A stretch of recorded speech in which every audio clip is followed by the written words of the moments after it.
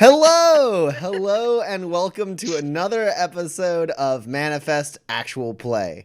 Before we get started with a recap, Addie, do we have any announcements?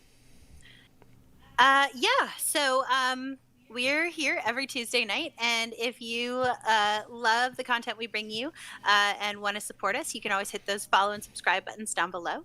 All of the money that goes into the stream or that comes into the stream stays into the stream. It's like a weird Vegas stream. What? Anyway, um, it Hey, was almost there. you almost got it. I'm just gonna keep rolling. So and we love and appreciate all your support. If you can't don't have the bandwidth to support us, we appreciate you anyway, and potentially you can use your platform, tell your friends that you love watching us.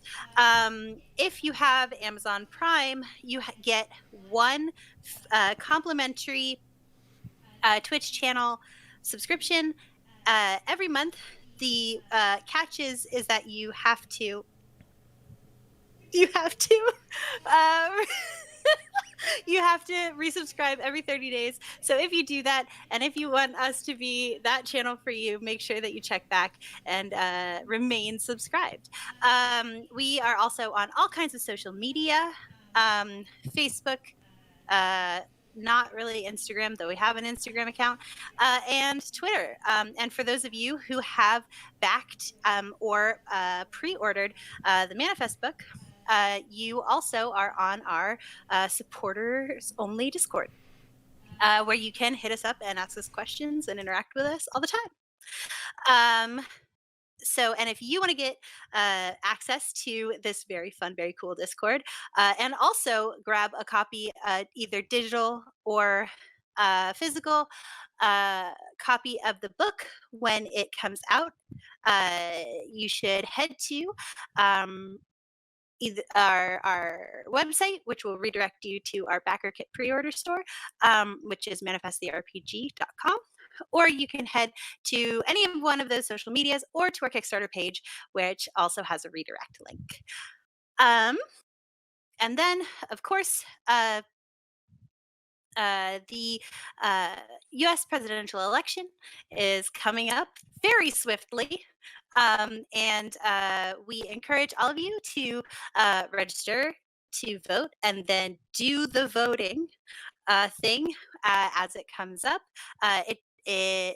Please vote all the way down ticket, and make sure that your voice is heard, because it does count and it does matter. And it doesn't matter who you vote for, as long as you vote. We are all, I think all of us are already have already voted. We're close if we haven't. So be like us, because we're super cool, and go vote. You can find All information the on, cool kids are doing it. yeah. You can find information on how to register to vote and where to vote at vote.org. And that's it. Back to you. I love that I'm a hot mess. Sorry, I definitely thought I had copied and pasted vote.org, and then I just sent in the stream chat org. So I had to fix that really quick. All right, so we got all sorts of fun adventures to get to, but before we do, we have some cool character art to transfer us over into the actual play. So enjoy this little intro.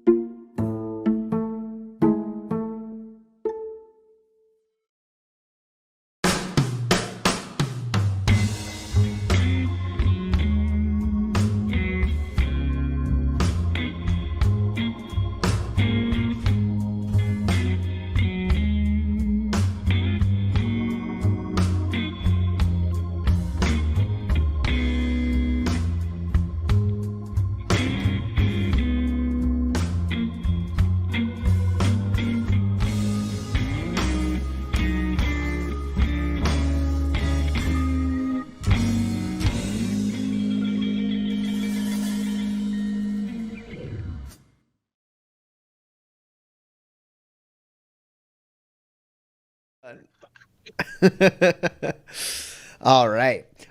So we're going to continue moving forward, though. Addie just realized that her computer is potentially attempting to update without her permission. So she, I think, is trying to stop that right now. Just oh no! I was gonna say, don't be alarmed if you see her freaking out and flitting in and out of reality. Oh, this is great. Okay, so assuming we don't need to pause for technical difficulties, I will press forward with the recap.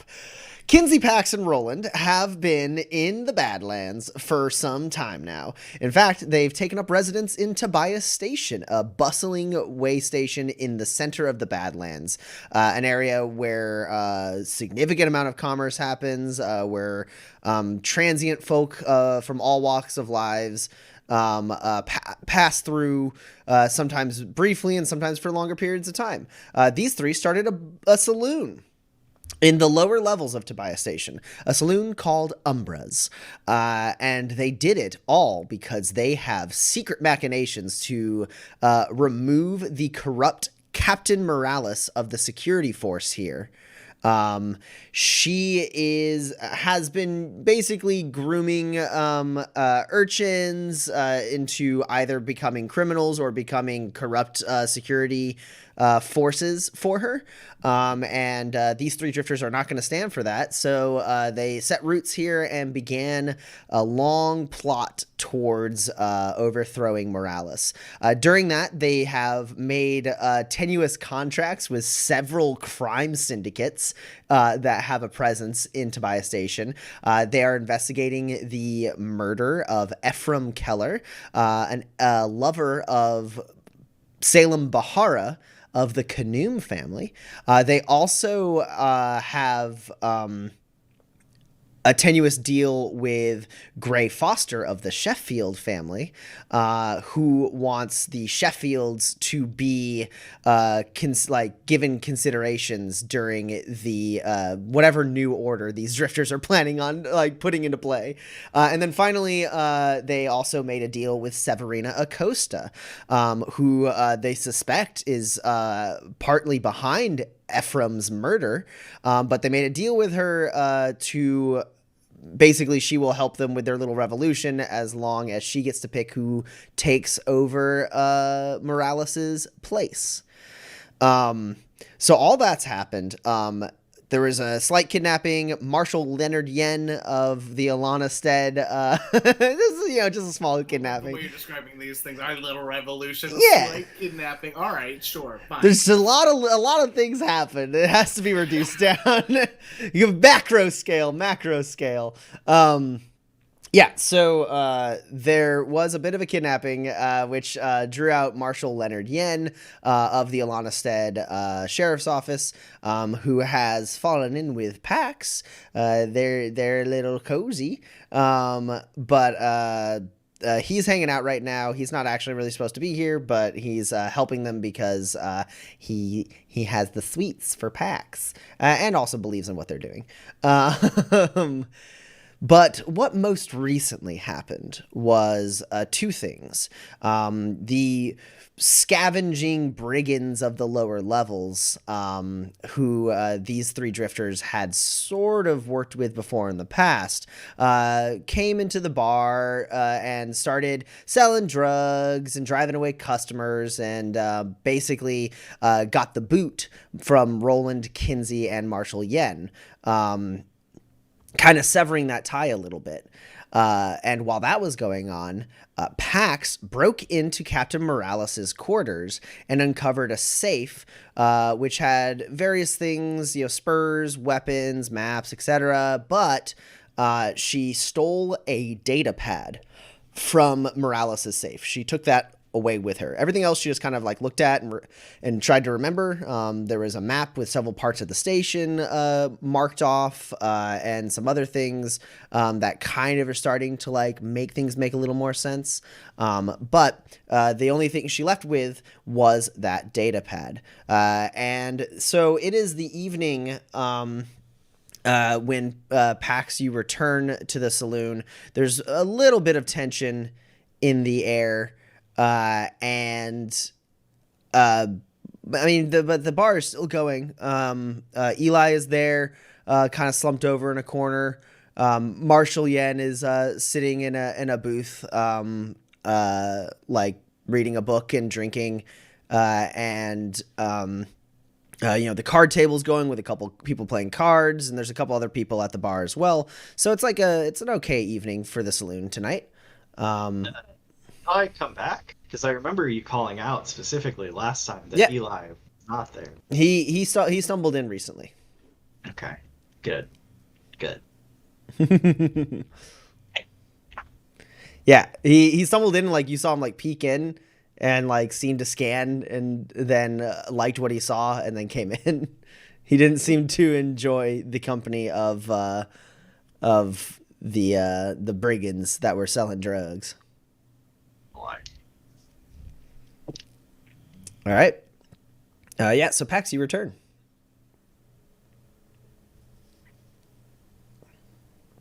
Do you return? Yeah, it seems like you're okay. Okay, great.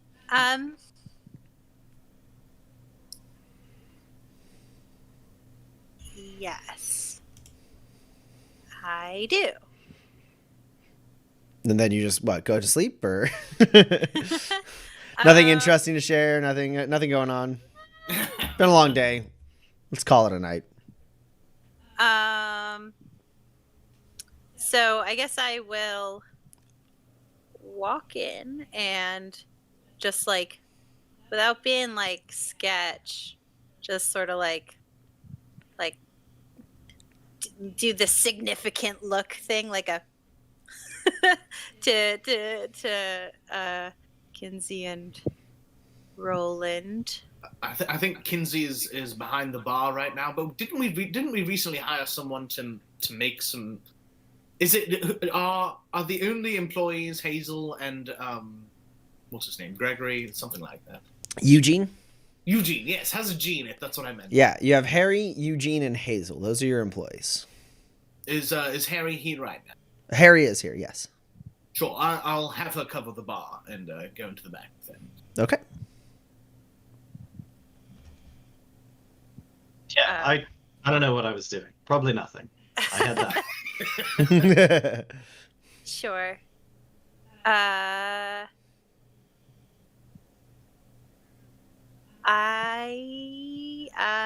So we go in the back, and I guess we'll probably go either into like our room or downstairs. I'm not really sure what's better. We made the room. We might as well use it. Yeah, sure. Okay, yeah. I just like, it seems like, yeah, that's probably good. Nobody's listening. So we go down into the secret room. Go down. You move the liquor barrel and go down into your little war room that has some firearms that Kinsey's been making. I think you're still in the midst of making them at this point, because it was you rolled well enough to have completed them, but it still takes time for you to actually get there. Yeah. So it's a little bit of a mess. I clear off one of the benches so that we can use to sit on. Mm-hmm. I did a thing. A good thing or a bad thing? Maybe both. Maybe both good and bad. Seems like that's most of the things we do. Yeah. So I sort of like broke into the security office and looked through all of the papers in the drawers and stuff. And then I kind of went upstairs into Moralis' house and kind of found her safe and kind of opened it and then kind of went through it and then kind of stole this. Pulls out a data pad. It's less than a foot in one dimension and then about half a foot in the other. It's got currently turned off kind of screen that's a couple inches by a few inches, and then it has some buttons for different functions and a couple knobs on the side.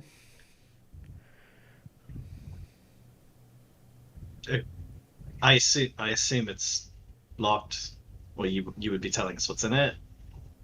I mean, it's kind of like, yeah, no, I don't.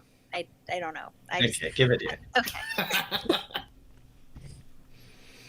Okay, you want to try and yeah. So you flick on this this data pad, and sure enough, it comes up like the screen like kind of glows this dim teal, and then like it's like beep beep beep beep beep along it that says like enter code. Okay. Now, what do we know about Moralis? It's usually someone's birthday, and I'm saying this as I'm grabbing like my Omni tool and like just starting to unscrew the side of it. Sure. Yeah. So the hard part about doing this is one, just knowing how to interact with the hardware of this thing to bypass this security feature, but also the second part that would be hard is like not damaging this thing in a way that like renders it useless during this process. It's a pretty secure data pad. Like immediately you notice like the covering is not immediately easy to like open up. The internal workings are like pretty hard to get to. So I'm gonna put you at a -6 on a technology roll to attempt to bypass the passcode, basically. Cash tier apply to this? No, you're not like salvaging or repairing or anything like that. Okay.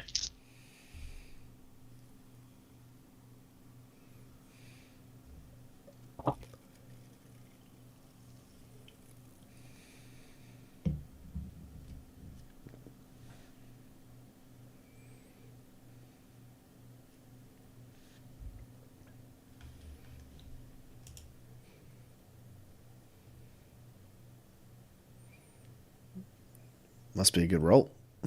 It's wild because you changed the like cutoff on your Discord, so we can't hear the roll at all. It's just like dead silence. It's, yeah. I will spend 2 grit. Play to the gallery. Count this 8, which explodes. Okay.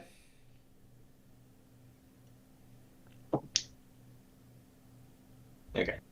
It doesn't turn into anything. I have 4 hits. All right, perfect. So yeah, it takes a little bit of time. Kinsey and Pax, you watch as Roland gets his Omni tool and like kind of 3D prints like a small like thin tool that he uses to like kind of get into part of the case, and like with a bit of pressure like manages to like pop the case, and then he like peels it around the end and like removes the face from this thing. And then from there he starts messing with the wires, not nearby the screen, but like on a different part. And then like there's like a slight like very small spark, and then Roland like moves to the side, and then a couple more sparks, and then the screen goes black, and then comes up. And just kind of like hollow projected just beyond the screen, kind of raising off of it, is like effectively like a menu with like different like little like data points that you can interact with. None of them are labeled, keys to my criminal empire that it found out to me. No, none of them are labeled that. Okay, yeah, I'll just start from the top and start looking through logs. Sure. There's like some stuff that's like just seeming to be like copies of records of like maps of the station and like maps of the area, like kind of like scanned copies of a couple different things. But you see that one of the primary purposes of this data pad, pretty quickly you can discover, is it is full of what seem to be regularly updated dossiers on various people throughout the station, and also throughout Moralis's other dealings. You have all sorts of things, and there's a whole like huge section that seems to be dedicated to the 30 or 40 orphaned children whose ages seem to range from 6 to 16, that she seems to be kind of grooming for positions either within the family or in her security force. And you do see Harriet on there, and it's like Harriet and then in quotes Harry. And when you like, you're turning the knob to kind of move through, and it's like kind of like almost like a digital Rolodex as it's like kind of rolling through, and then you're like, you stop and you like press a couple buttons and it's like, and it brings it up, and it has like different things like, when Harry started working for her, like a couple of her skill sets as Moralis sees them, but right at the very top, there's a big like notice that's been put there somewhat recently that just says compromised. Okay. Well, I was gonna look for anything that would be sort of light and funny and perhaps embarrassing for her, but now it's quite serious. She doesn't have like a comical middle name or anything. No, her name is just Harry, from what you can tell. Everyone should have a comical middle name at times like this. Okay, well that's not great.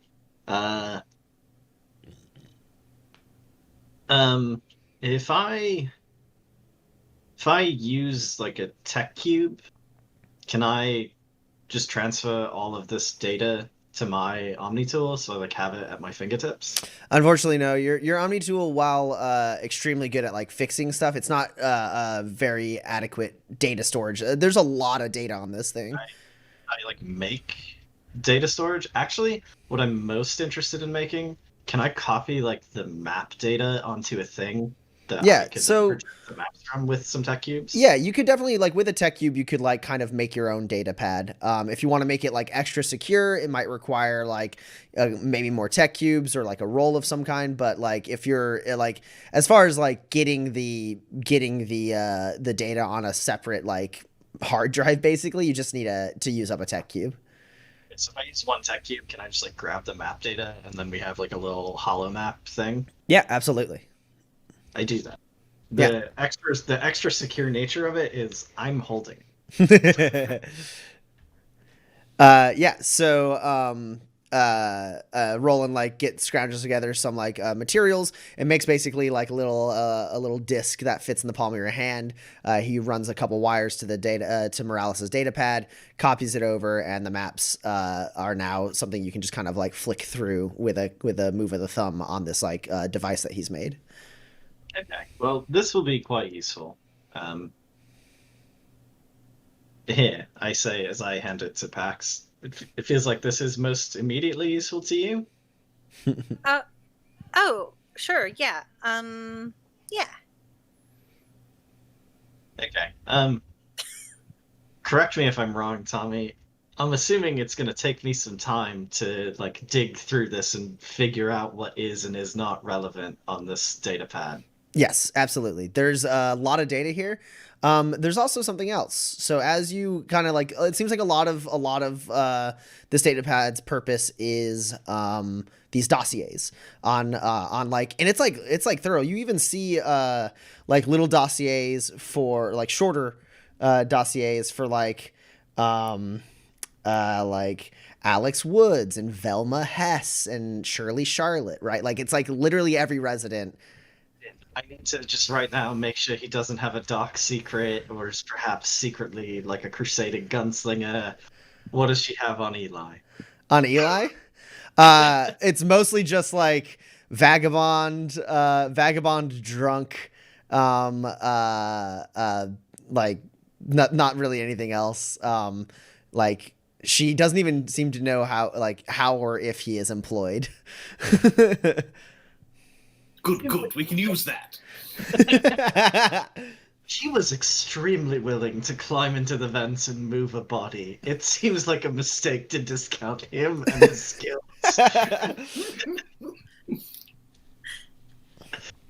But along all of these dossiers, for like basically every citizen of Tobias Station, as well as plenty of people who Moralis deals with outside of Tobias Station, you also find, like, you kind of pull back from like that kind of root part of the you get back to like the root menu, the main menu, and there's a whole nother like section of this data pad that you access, and when you do, you just get rows and rows of seemingly nonsensical letters and numbers. And like as you're turning the knob, it just keeps going. Like it's just like you're like never-ending scroll through this thing.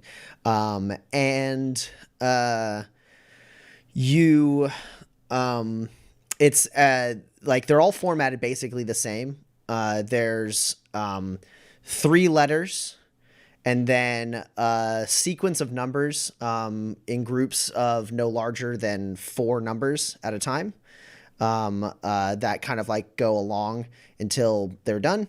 And then it ends with a sequence of letters again of various sizes. Sometimes a couple letters, sometimes a lot of letters, but it all reads as gibberish. In fact, I'm going to send, sorry to the viewers, I will share this at least in the Discord and probably have something up a little later for the viewers' edification. But I am going to send a copy of this to the players. This is a sample of kind of what you see. And you'll notice they do seem to be color coordinated between red and blue. Or sorry, red and green. I was going to say, my color vision is not great, but I don't think it's that bad. Come on, I know that this thing can focus. It's done it before. It's coming. I believe in you, camera. I almost want to race you. Let's see. Oh, yours is so much better. Oh, man. Wait, let's get the... Just completely showing me up. That's that high def camera, high def phone. Bam. Yeah, it looks like this. No, still whatever. You all saw it when Seth did it. Yeah. Okay, interesting. And when you actually interact with any of those, with various of them, I guess not all of them, but some of them, as you interact with them, they lead you to like other lists of numbers and letters. If this were not a live streamed game, I would try and practice myself. Instead, I will ask to roll dice at it. You can certainly attempt to roll dice. The effect of it will be varied. Yeah. So like as you scroll through this, you get like this. You kind of like feeling like you're like there's obviously something. This is important. This is something. I don't need to look through the whole thing to know that at least this part.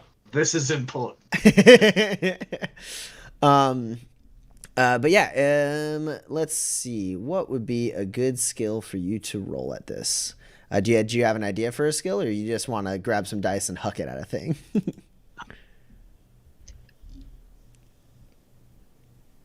It feels like it's either observe or like a reasoning attribute only.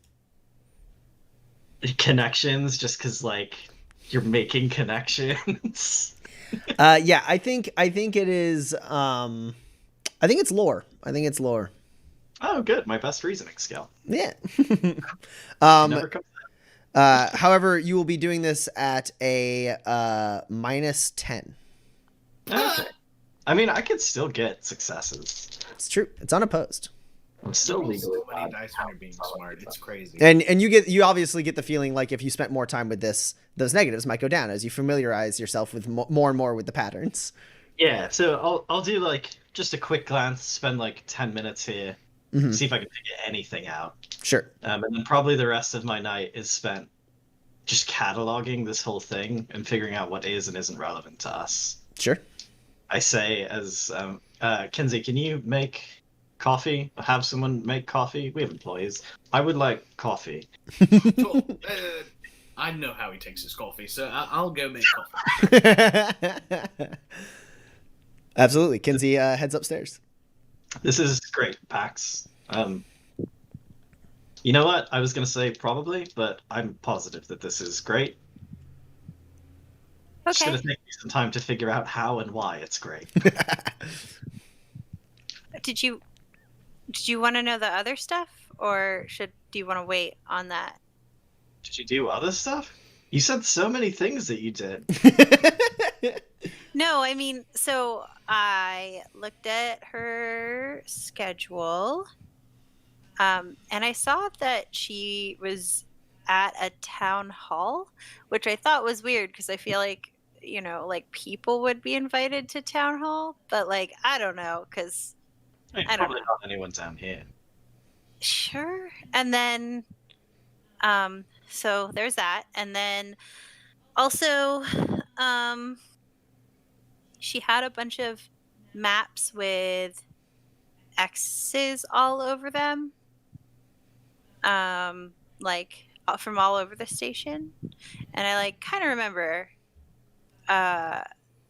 If you can try and, as best as you can, mark those on the little thingy. oh, can I do that? Does that work? Yes. Yeah. You flick your thumb over to a map of the station and then pull out like a little stylus and start like drawing in 3D on the like little hollow map. What? Oh man.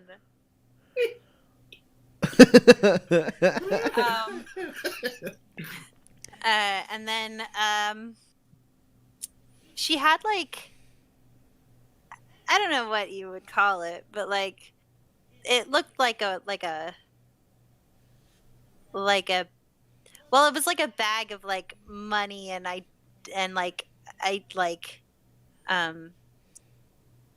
tags and like keys. So a bug out bag. Makes sense. Yeah, it looked just like a drifter bag, with like guns and shit. So, anyway, she has that in her safe as well. That makes sense. I don't think anyone deals with the family on a regular basis. It doesn't reasonably make some preparations for if they have to just run at a moment's notice. Sure.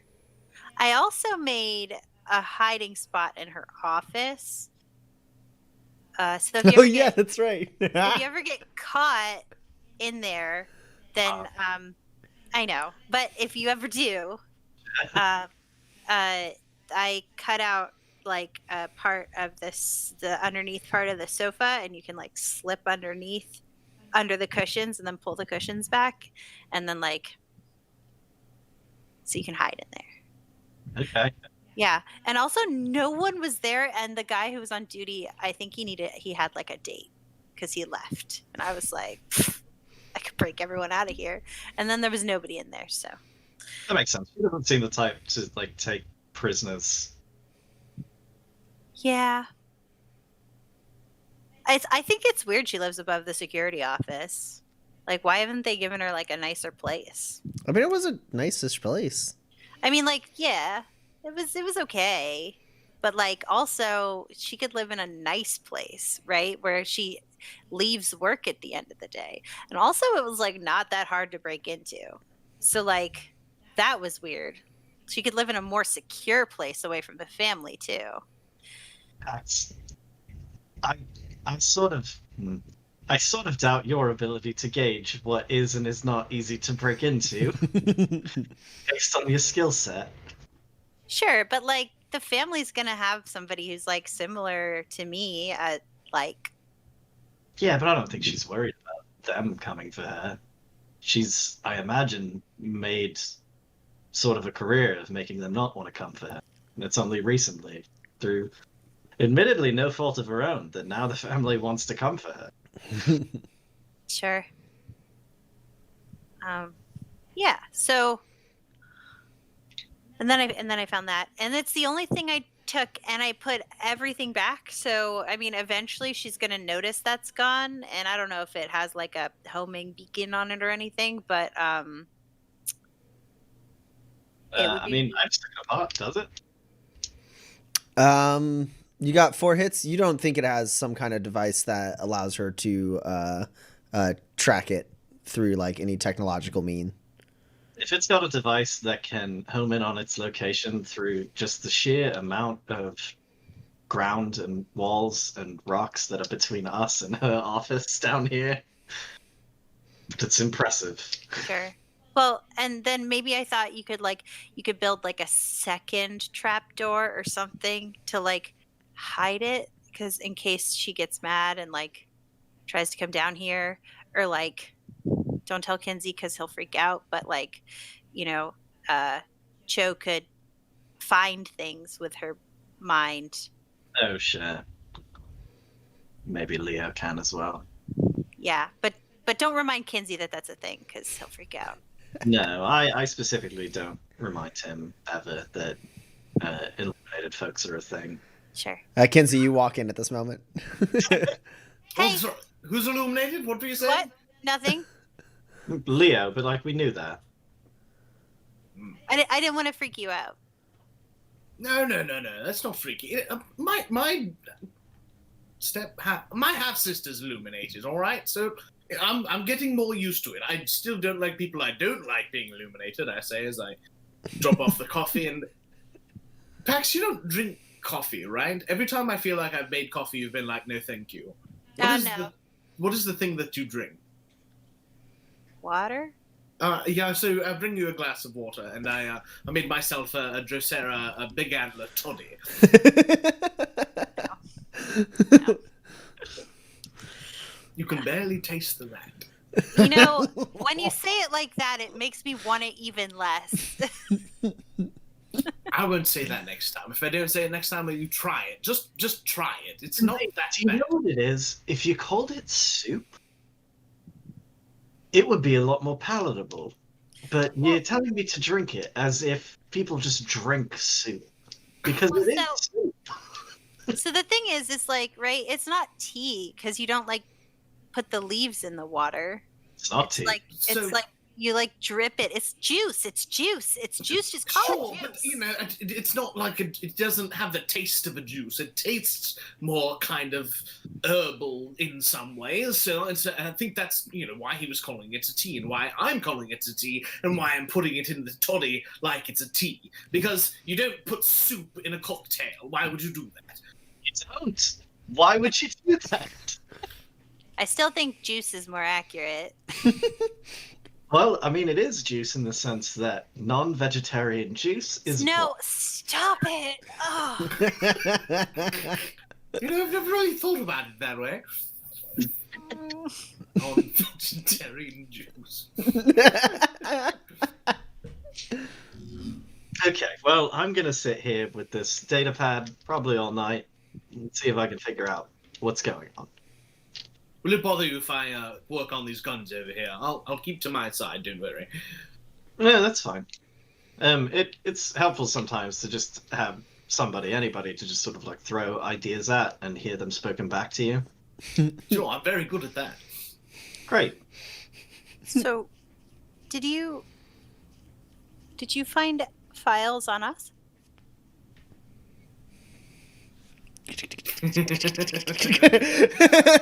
Yeah, he turns the knob, goes in, accesses, and yeah, there's dossiers on the 3 of you. Okay. Do you want me to read them? No, I don't want to know.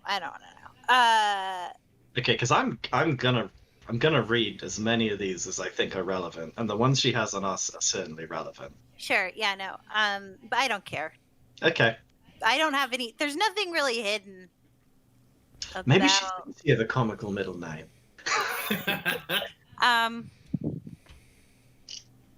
Leonard's not in there, is he? He is.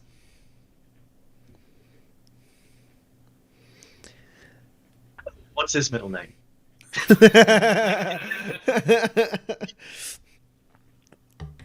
Hamish. Yes, he was a great one. Ugh. Why? Things you can't unknow. Leonard Hamish Yen. That's They're so I can't even. What is I don't does she know who he is? So looking through what she has on Leonard Yen, looks like she started a dossier on him a while back. You know, he's been to Tobias Station before. And yeah, she seems to have recently added, as in like, judging by like the entry like log, like almost like yesterday, she added that he has returned and is staying at Umbra's ?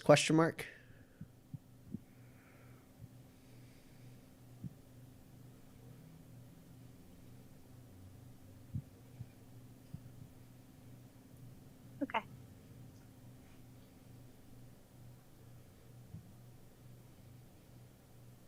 Well, I can't really do anything else down here. So, have fun with your toys or whatever. Have fun with what did you say? Have fun with Hamish, she said.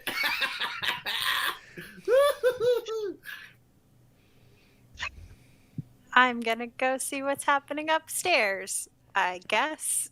Sure. Yeah, you I mean, nothing, normal bar fare. It's slimming down a little bit. It's just the card players and Eli at this point.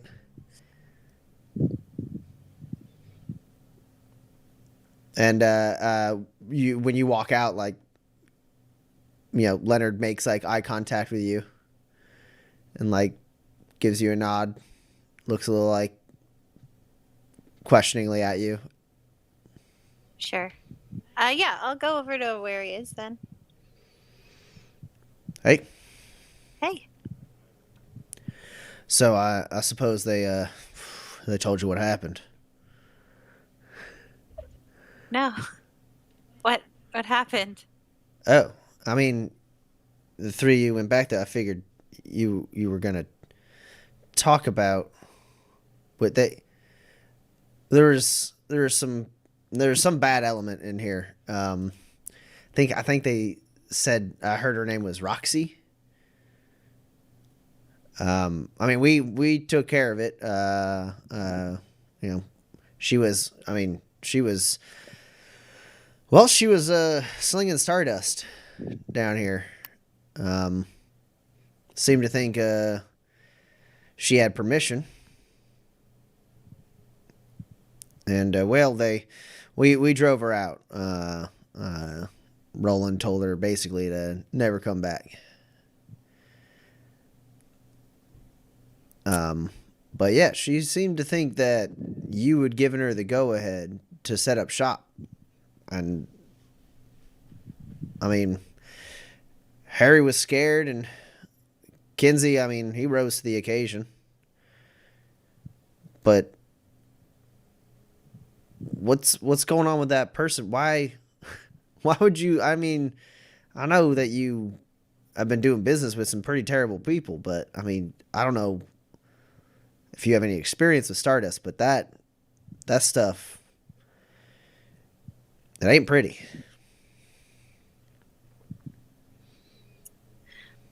I don't have experience with Stardust.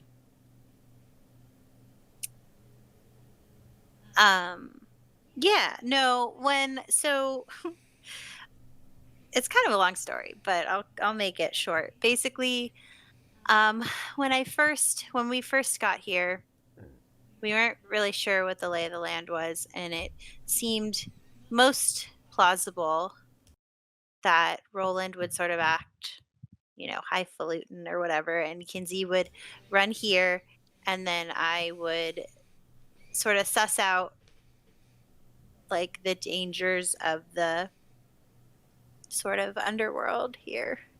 And turns out that there's not really any, except for Roxy Except for and every family there is on Manifest. Right, but like that's not a thing that like we could affect, or at least that's what I thought. And so so to kind of get Roxy to talk to me, because she wouldn't really even talk to me, I sold her a gun, and I needed it back. And I didn't sell it to like for money. I sold it for a service that she never provided. And so I needed it back when Kinsey disappeared. And so I went down there, and she was drunk, and Roland was doing his thing, and I needed the gun. So I told her that she owed me and she had to give me the gun. And then she went and got it. And then she said, and then I said that she was like, I wanted to set up shop. And I was like, sure. And then I took the gun. But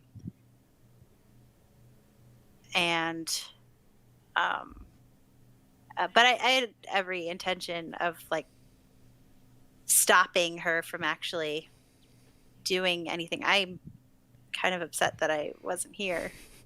Sorry, I beat you to it. Yeah. So, but I was lying. This was when Kinsey. Yeah. Did you trade that woman Rosa Valantis' gun?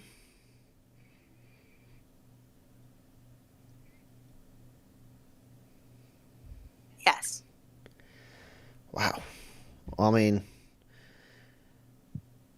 that's...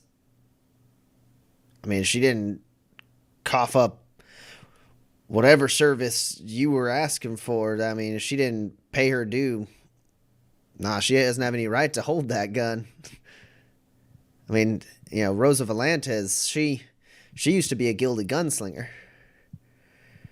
And, well, she broke bad and ended up falling in with the Dead Man's Gang after a spell. But those guns, they have a history. I mean, not as long a history as the one here in my arm, but yeah.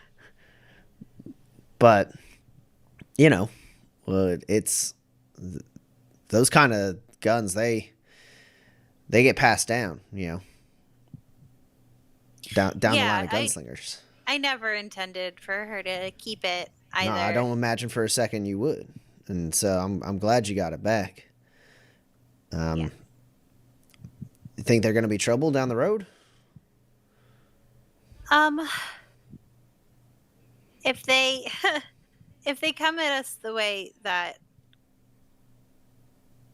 if they come at us with force, no. But it's kind of the other ways that they could like attack us, you know, like socially or whatever. That's way out of my wheelhouse. They don't seem to have much social prowess from what I saw. Yeah, Roxy's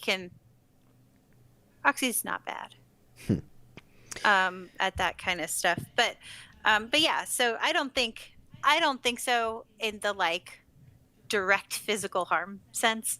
I know I can handle them, but I don't want to, right? I'd like it if they just sort of like disappeared, but it doesn't seem like we ever catch a break like that. So yeah. Anyone who chooses to live a life like that in a place like this, well,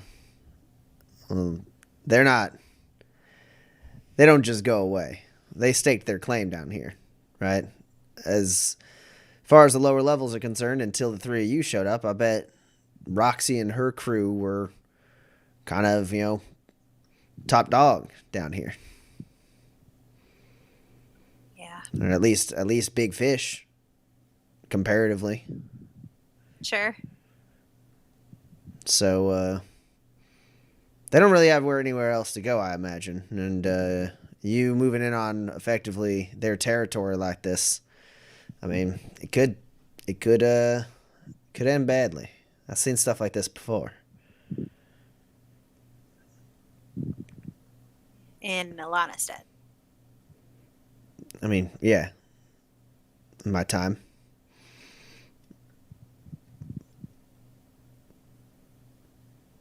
Well, I'm glad you were here to help, I guess. Yeah, I mean, I know you're trying to, stop me from drawing too much attention to myself. But, I mean, I see something like that. I gotta make a stand, I can't. Yeah. Anyways, I'm surprised I didn't tell you about that. Then what was the meeting about?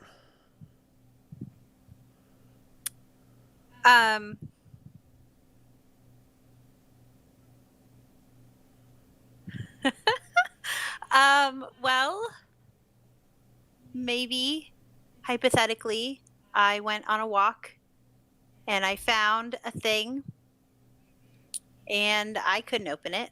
And so maybe Roland is looking at it. On my walk, I found it. Mm-hmm. Mm-hmm. Seemed like something worth Roland spending time getting into. Yeah, it seemed like a good walk. Felt like sharing. All right. In fact, this walk,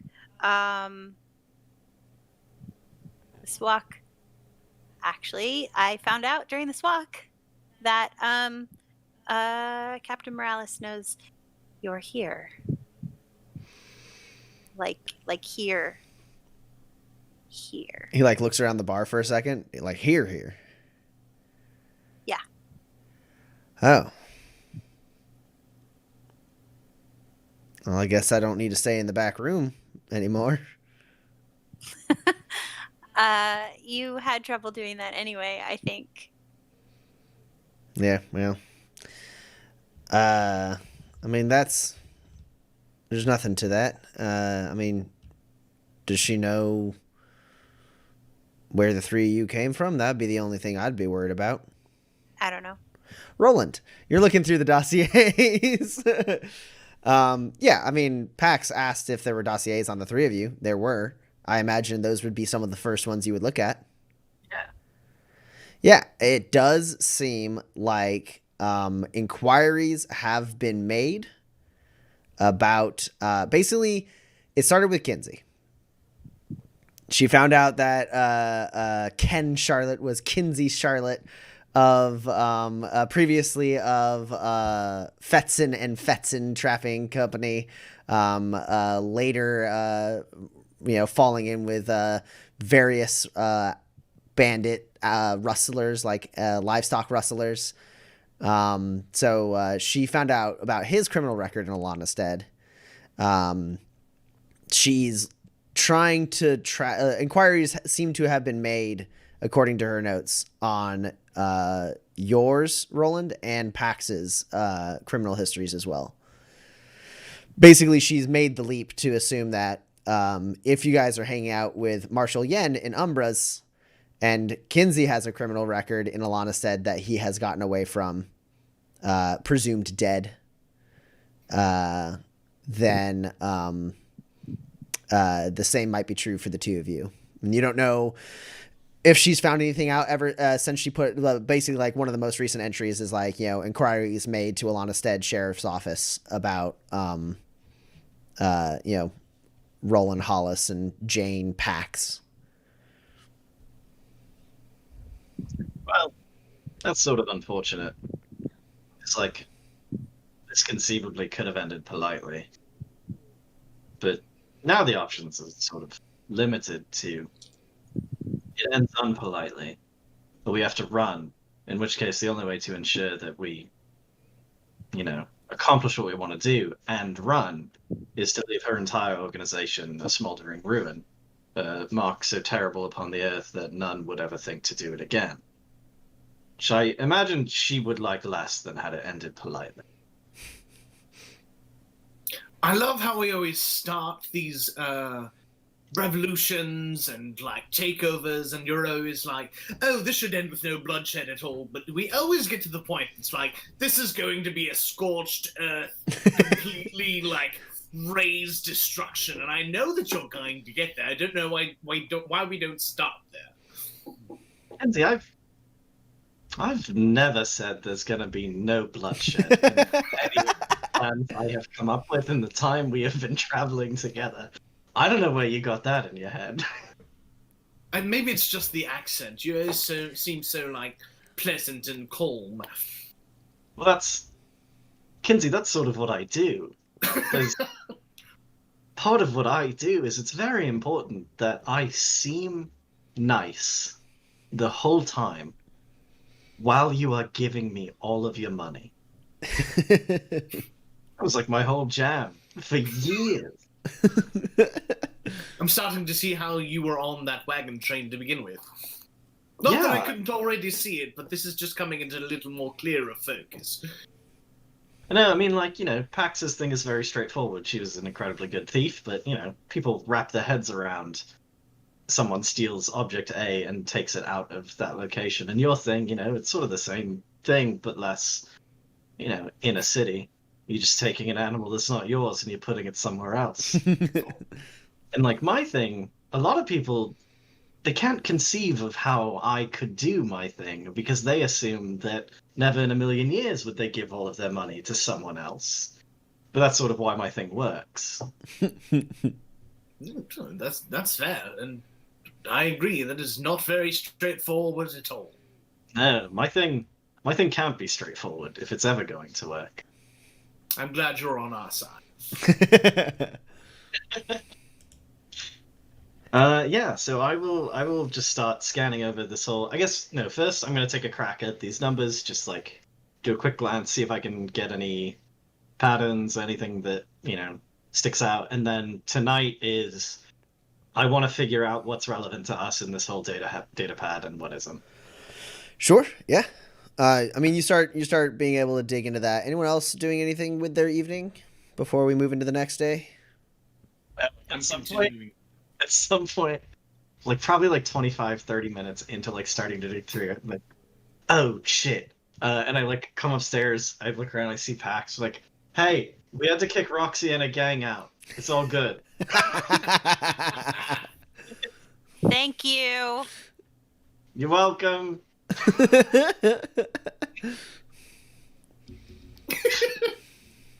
And Kinsey just continues building guns until he probably eventually falls asleep. How many more days do I have on this current project? You were making There's 4 more. I think excellent quality. Yeah, so halfway through tomorrow, you finish one of them, and then I was gonna let your roll kind of stand. So then in the next day and a half, you finish the second one, and the next day and a half, you finish the next one. I let you roll once for all 4, but it still takes the time. Sure, absolutely. Cool. So, anyone else? Anything before the next day comes? I'm just hanging out with Leonard and Harry. Sure. Just hanging out. Yeah, I mean, Can I come back up? Hey, can I borrow Harry? Yeah, I got you. And then I'll go behind the bar. okay. She comes into the back with you, Roland. What's up? So I've got a pretty good lay of the land, but there's no substitute for time when it comes to learning who's who and what's what. So I've got a bunch of information I've got to pass through. Can you help me pass through it? Okay. She seems like a little confused, but she follows you down into the room. She goes, Follow me into the secret revolution room. "It's a little more cramped than I thought it was going to be." I mean, Yes, especially for the third person. we're not rich. What is it you need? Is it you need help making guns? What's No, no, no. He's very good at making guns. This Okay. is all of Moralis's private records. And obviously, I know a lot of these names and I know some of these places, but like you have lived here for a time, and I would love to not have to make the connections that you intrinsically have on my own.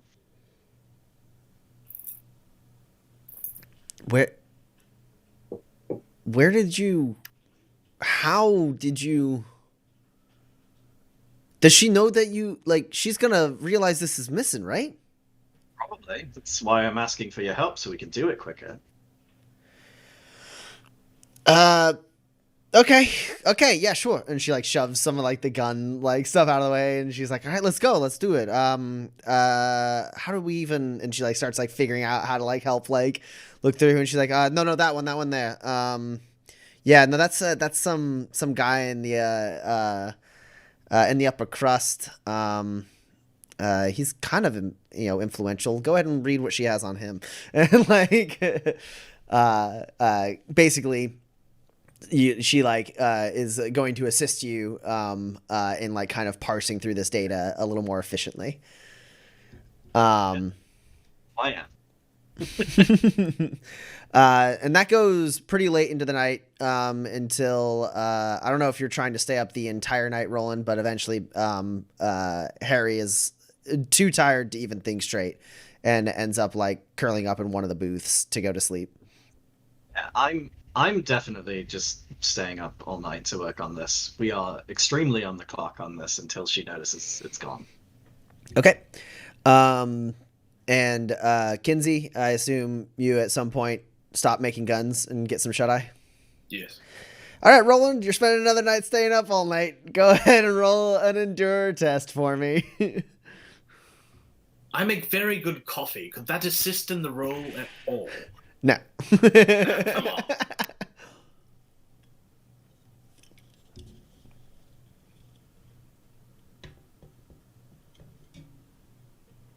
No hits. Okay. Yeah, so yeah, this is how we'll do this. So you take 2 damage direct to hit points. And now I need you to roll endure again.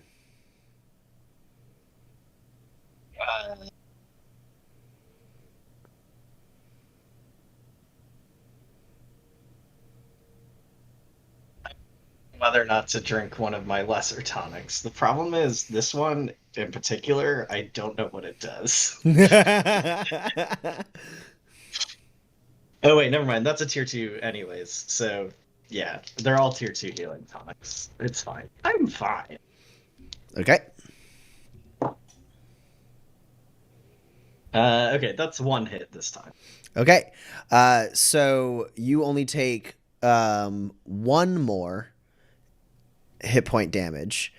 As basically, so you're exhausted. You're getting into like the wee hours of the morning.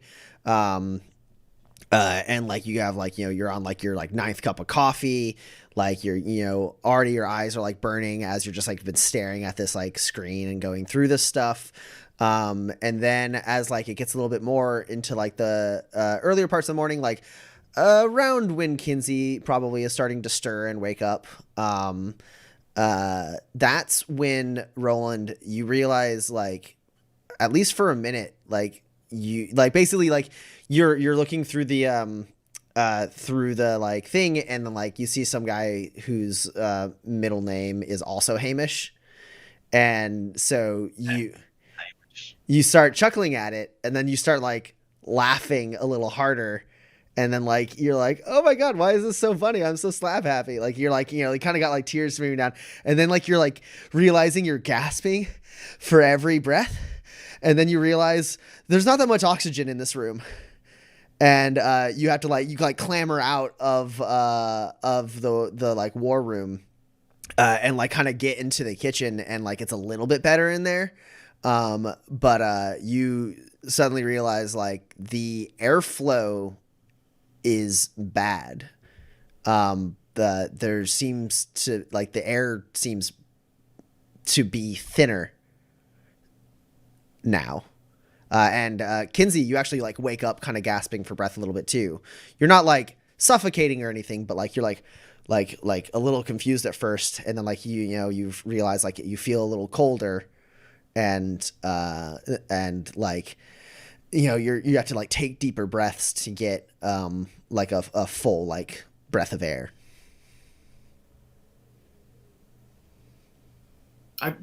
I'm ready. I put on my pants and I'm ready to go and check out the air filter. Yeah, so you step out into like the little kitchen back room and you see Roland there, maybe still smiling a little bit from having found the name Hamish so hilarious. Tommy, remind me, what does gut rot do as a side effect? Gut rot is you take damage unless you spend a grit. Okay. So if you have a tonic with gut rot, you take the tonic, but then you have to spend a grit or you take damage also. So the problem is you've immediately put me into a position where there's like a danger that must be warned about, or else I would take the one that makes me mute. But yeah, I will drink this gut rot one. I will spend the grit to not take damage. Cool. Yeah, Kinsey, you see him pounding back a tonic. It's like it like burns going down. Roland, it's like, ooh, it's not pleasant. It's gross. They made this one with snake blood. Okay.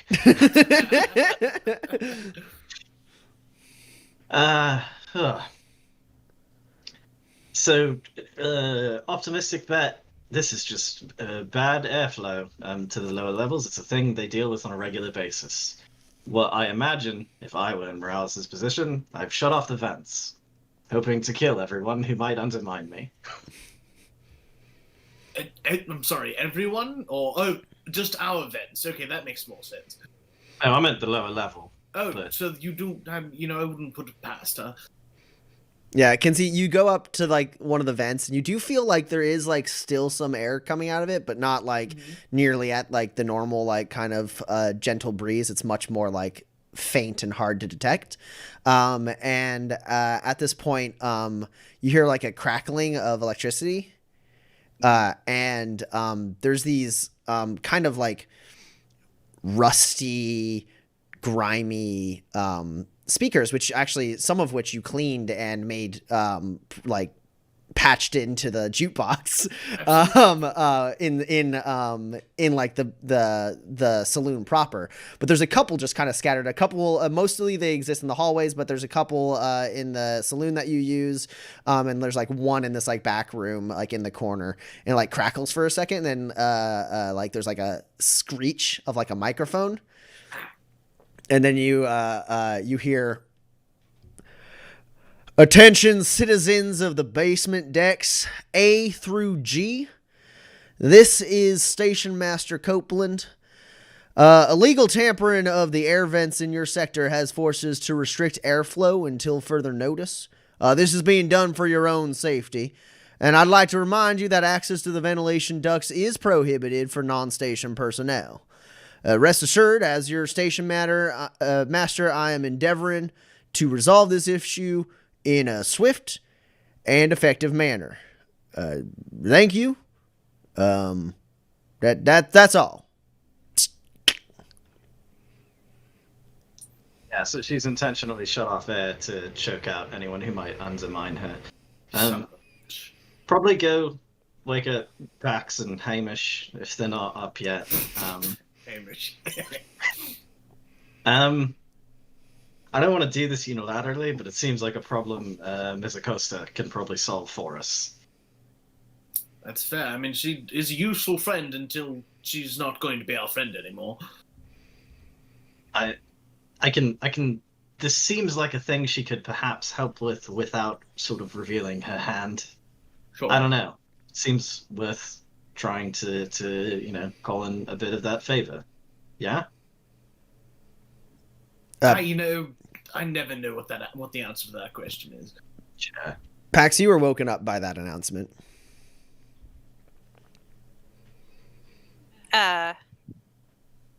Yeah. And you so- can tell the air feels much thinner as well. Sure. Okay. Yeah. I will get up and I guess head out to the bar area. I mean, Hopefully. as you like step into the kitchen area, you see Kinsey and Roland. Okay. Do you believe this? Yeah. Seems bad. It's not great. I was considering speaking with Miss Acosta about this one. Well, it's just Eli and Harry who know we were in the vents, right? That sort of proved that she did kill Ephraim. I mean, it's circumstantial at best. I'm not a lawyer, sorry, have it. But, you know, how else would she know someone had been in the vents if someone is poking around about Ephraim's death, unless she knew he was in the vents? Oh, sure. No. Sorry, I wasn't thinking about that. I sort of went to people are going to be mad if they at us, if they know we were in the vents. I was in the vents.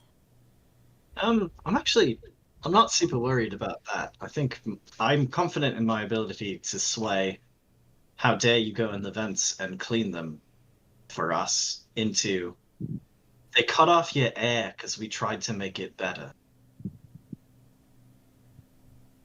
So that doesn't worry me so much. I guess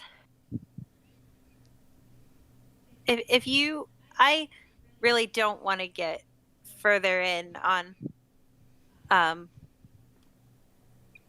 owing. Oh, I mean, Severina has specifically arranged that she will help this revolution on the condition that her involvement is hidden.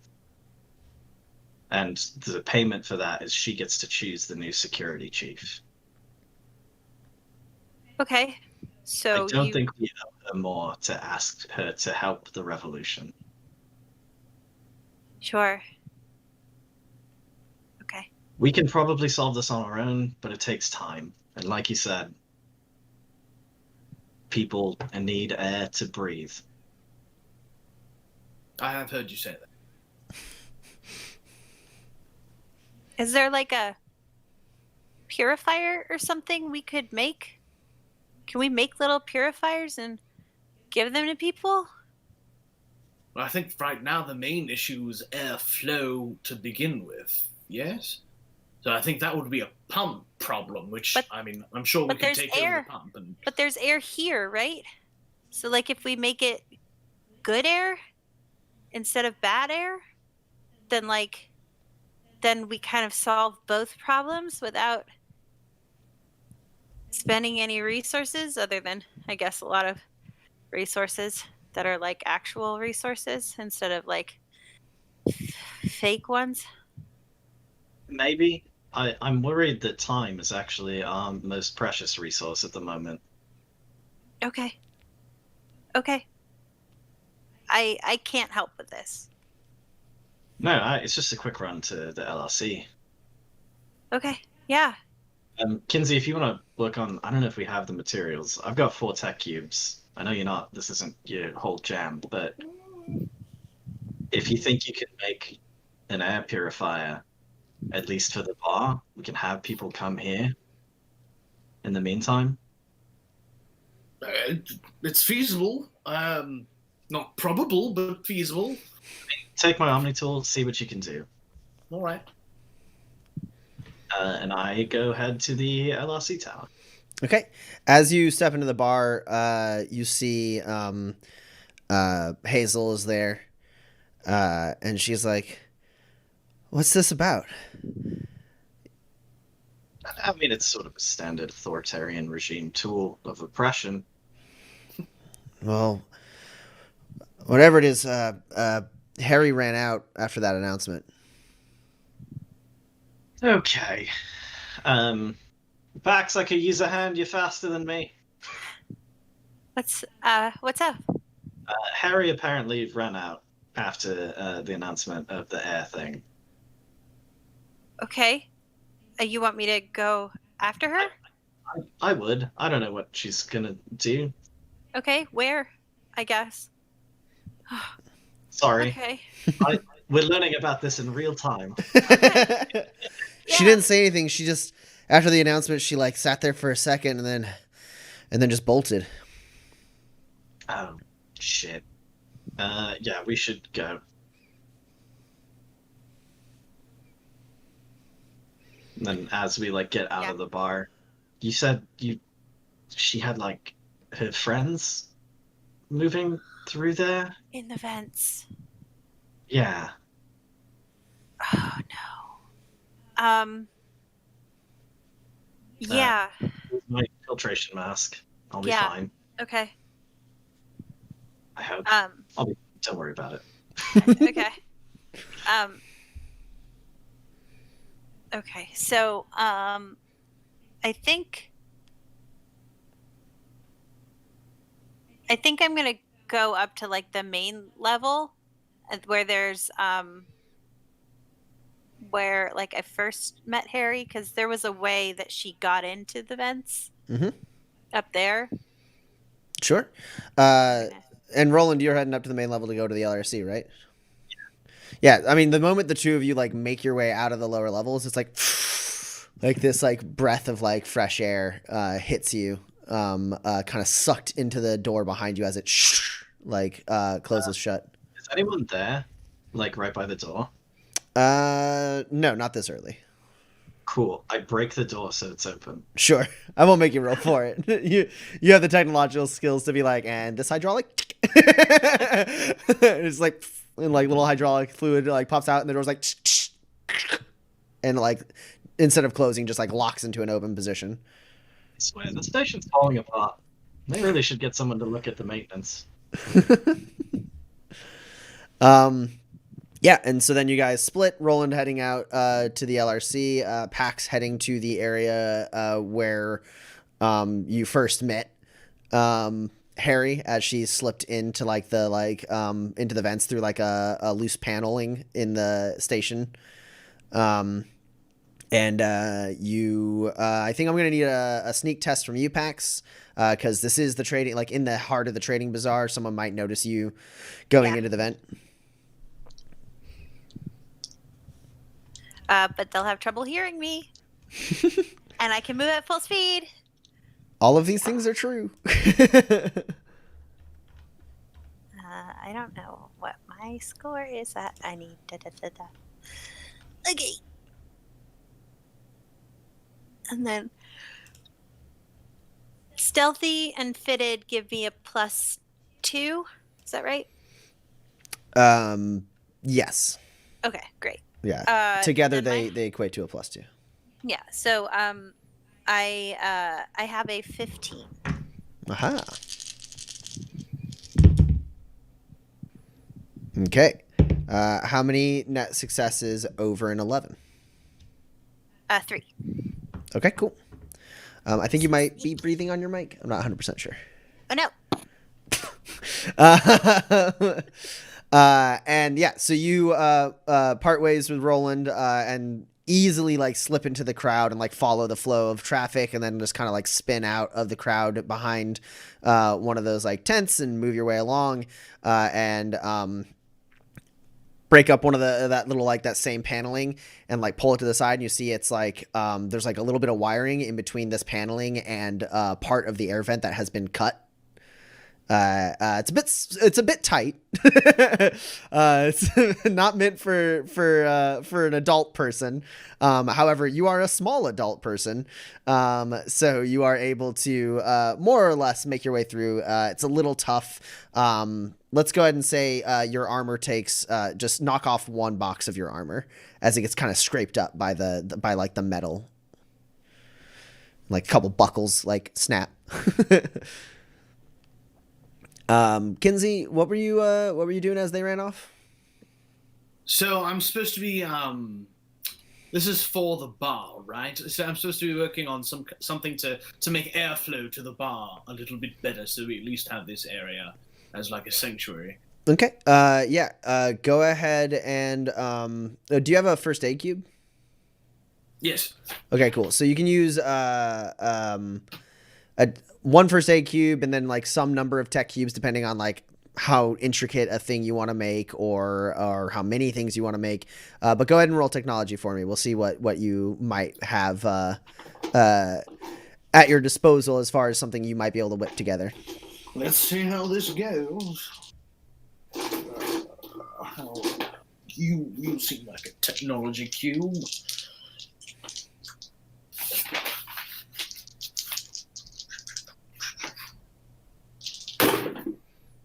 Okay, all right. So that's no hits. I'd like to make my own luck. Okay. The Omni tool gives you a +1 to skill and an extra reliability as well. This is true. That's amazing. How much to the skill? +1. Just +1? Sure. All right. But the extra reliability is helpful. Yes, I'm going to roll that in reliability right now. Yeah, absolutely. Okay. You know, this one has a 4 in it. It is a 14, but it's the one I'm going to do. No, that's still too high. So now I'm going to make my own luck. Sure. I'm going to do it one more time. No. I'm going to do it one more time. No. I'm going to do it one more time.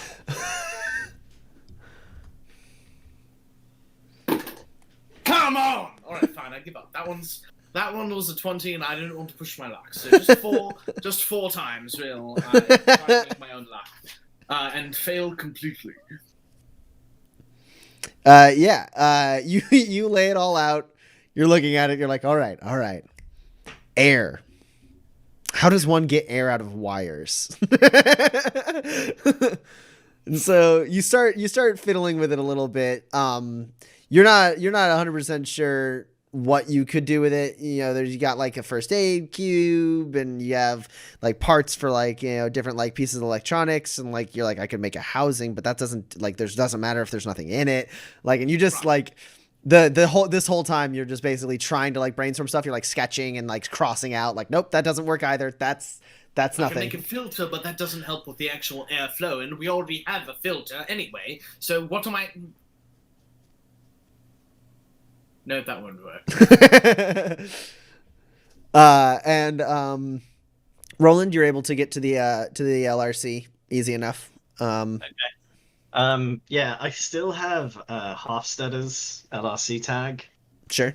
So in case she's watching the LRCs, I send from Hofstadter's to the Dead Drop LRC that I have from the Akosas.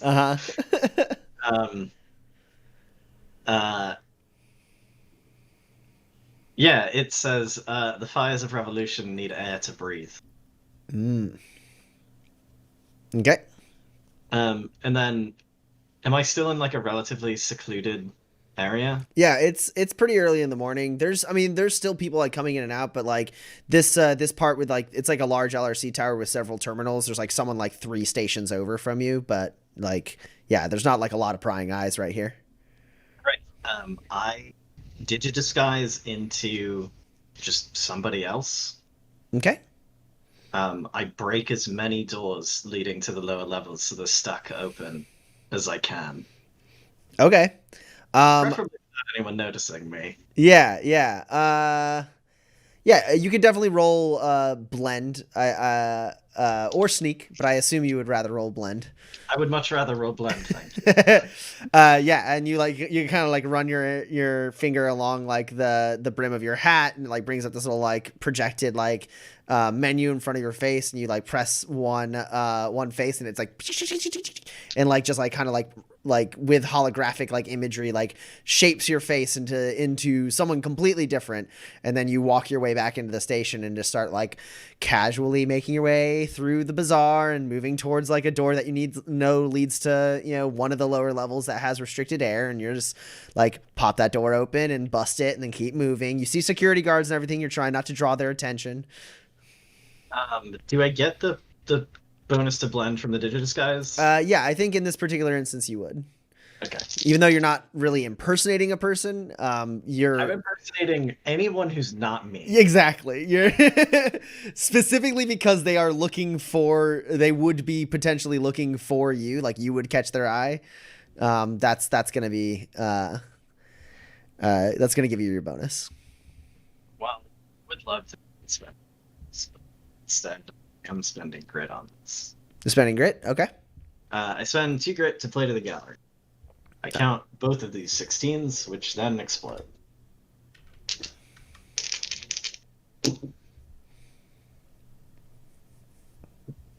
Okay. Yeah, my high is a 16. Okay. And how many over a 12? I have 4 net hits over 12. Sure. So there's an increased security presence leading down to the lower levels. They're not like guarding the doors and drawing attention to the fact that something might be happening down there, but they are like in the area. And so like whether or not they'll find the broken doors like quickly, like is not something you can control. But at the very least, you know that they don't notice you busting those doors and keeping them open as you make your way through the station. Yeah, it doesn't matter so much to me if they find them. My goal is to stay hidden and unseen long enough to break so many that like the sheer volume means it makes a difference for a while. Mm-hmm. Pax, you go into the vent and you start heading towards the lower levels in the vents. Yeah. Okay. Yeah, let's start off with an endure test, not based on the toxins or anything like that. Just as you get into the lower levels, the vents are not incredibly easy to traverse, and the airflow is really bad. So it is extra exhausting for you to kind of move through this, especially at a pace that is like relatively hasty. Sure. The filtration mask wouldn't do anything for this, right? Correct. That would be for negating the Just double checking. the fungus. No worries. No worries. Gonna get out some shiny dice. See if they betray me. This is rough. I am not, as we all learned earlier, I am not good at endure. Hey, that's close to not totally failing. I got 2 hits. Okay. Yeah, so the air is thin, but at this moment, I mean, you're not like overly exerting yourself, so it's uncomfortable. You're sweating and like, you know, you're taking like deep breaths, but you are managing to keep from like getting so faint that like you are taking any damage.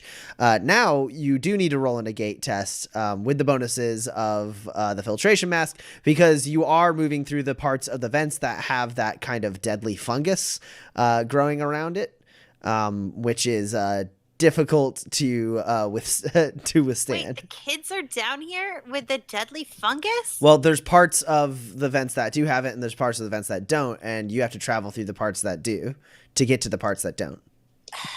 That's your question. Yes. Also, yes. God.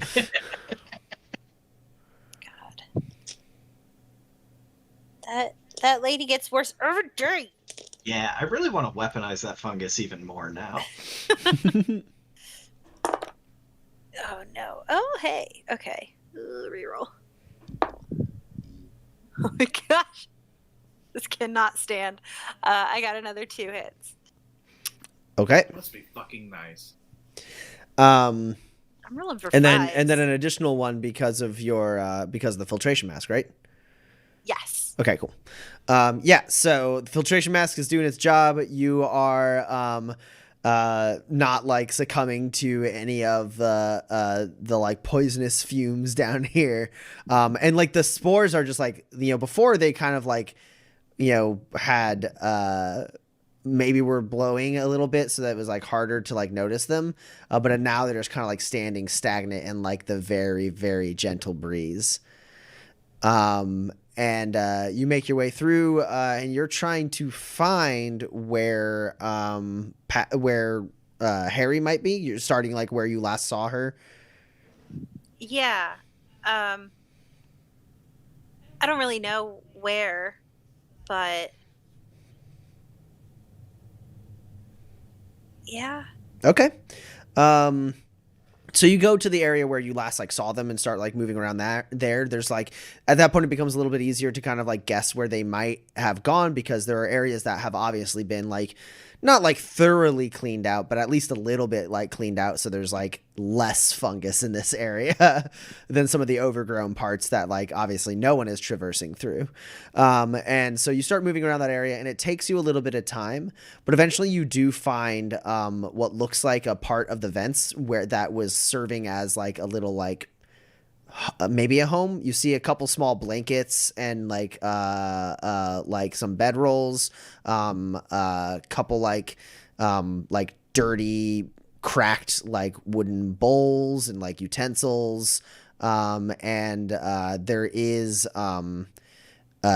like a water damaged like half like moss eaten triptych Bible, the Verity of Righteousness. But there's no kids. No, you don't see them. But like you did at least find like where they were staying. It seems like, and as you continue your search, you do very shortly after there, you find a part of the vents that is opened. Okay, yeah, I will pop out of there when I have the opportunity to. Yeah. Go ahead and roll a sneak for me at a -2. Sneaky snack.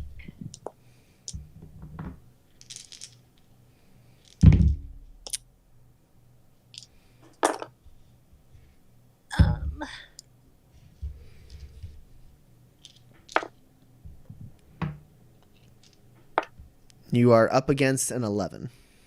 Okay, well, I have a 13. How many net successes? Just one. Okay. So you pop out of the vent, and then you hear like movement in this hallway. You're in like a hallway at the lower levels, like right by a way that leads up to like the main level. And as you kind of like dash your way up there, and out of the way, kind of up towards the areas, and it looks like that door at the top of the steps is broken. It's like just open. But as you're making your way there, you kind of like hug a thing, and they don't. The people who are coming around the corner don't seem to see you, but they see the vent that is like open, and they're like, I guess it is as bad as they say. Here, help me shut this thing up. And then one of them was like, "Here it was those folks at Umbra's, I think, that were poking around in the vents. That's what I've forgotten his name." Leo Riggs? Nope. Oh. No, the station master. Why can't I? I've completely forgotten his name. C? It's probably Marvin. I bet it's Marvin. No, I wrote it down. It'd be dumb because he would be suffocating himself. Okay, I've remembered his name. That's what Granger was saying. Motherfucker. Yeah, Damn. I don't know. He said something about how they were doing some work in there. He was excited about it.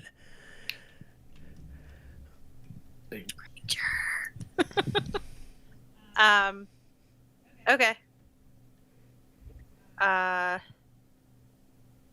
Bank that. Yeah, and then they proceed to like kind of be like, fucking drifters. I knew it was a problem when they came down here. Always bring trouble with them. And then someone else is like, I mean, it wasn't really great to begin with. I mean, look in the vent. And then they're like, yeah, but at least we could breathe. And they're like, this is the last one. Let's lock it up and go up topside.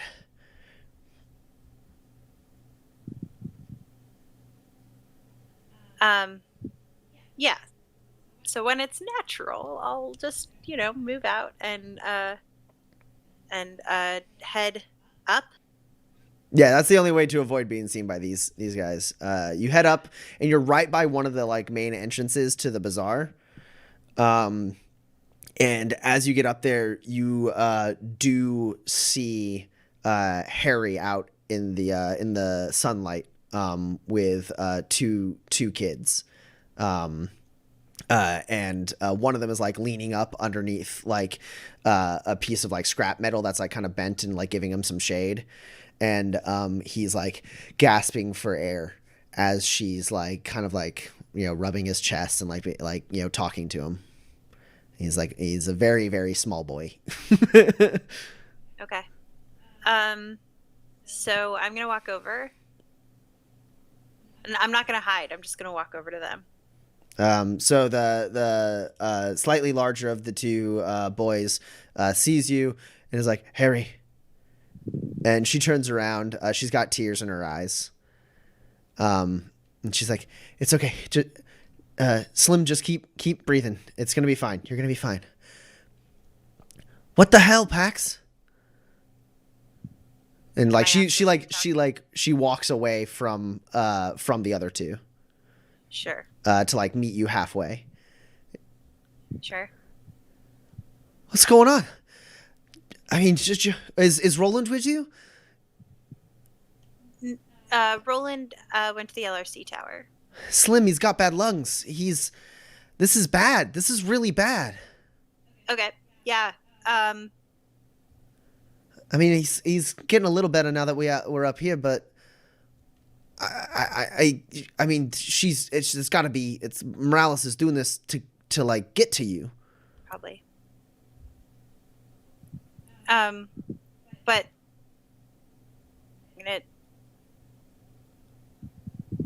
does he need to see Roland right now?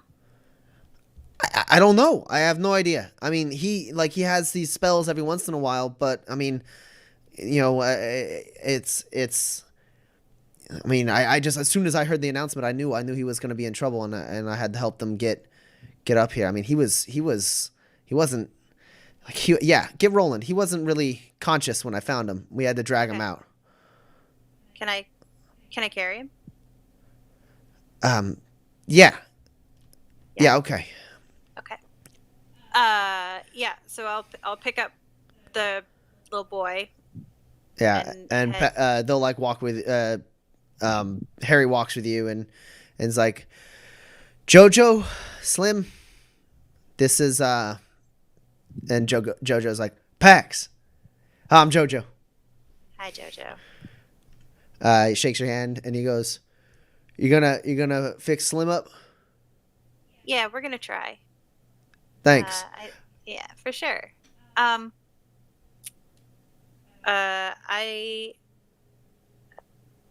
many spurs do I have? Okay. I'm going to give.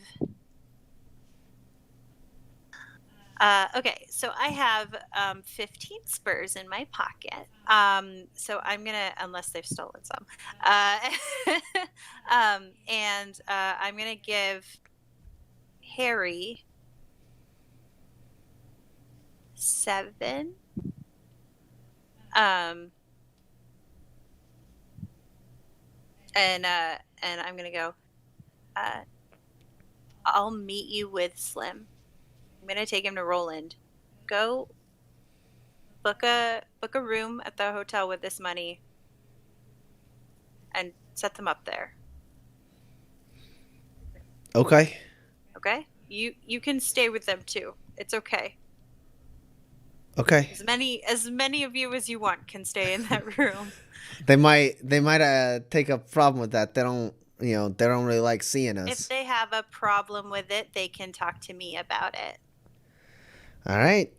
Well, they can talk to Roland about it. I'm not very good at the whole thing. But you get it. Right? Sure. It's good money. And if they're not going to accept your money, then I'm going to come back and pay with my money. And if my money isn't good enough, then we're going to have problems. You can tell them that. Okay. Yeah, I mean, Seven Spurs, I think I know at least a couple places that would take that for a handful of orphans, at least for a night. Okay, wait.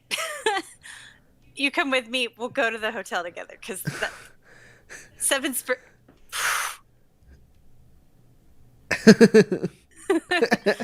Are we? And then we get to the LRC tower eventually. I mean, you're walking your way through. Roland's not at the LRC tower, so Okay. But I do think Roland, you probably do see. I noticed Pax and her train of orphans. Yeah, Pax and Harry and kind of one orphan boy who is in Pax's arms. He's very true to his name. He's very slim and short. He's a bit of a runt.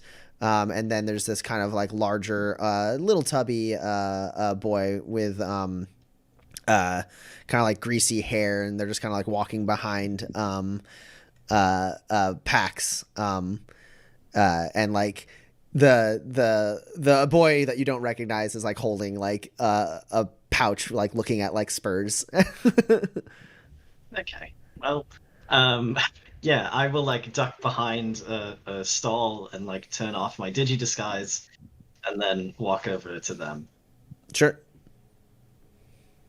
Hey, Slim has bad lungs and is having some trouble. Sure. And we thought, Slim and I and Harry thought that maybe you could help. I mean, I'll do what I can. Kinsey's sort of better at this than me, but I'm not bad. I can take a look. I can probably at least make it a little more comfortable for now until Kinsey can take a look at him. Yeah. He looks like kind of bad. Is like his lips are paler. His eyes are a little bit bloodshot, and he's taking like really deep, like hard breaths to try and get his air. Yeah, I will do first aid on the boy. Sure. Roll it. Aren't you like a doctor? I'm not that kind of doctor. My PhD is in literature, and it's fake. I have read some books on medicine, though.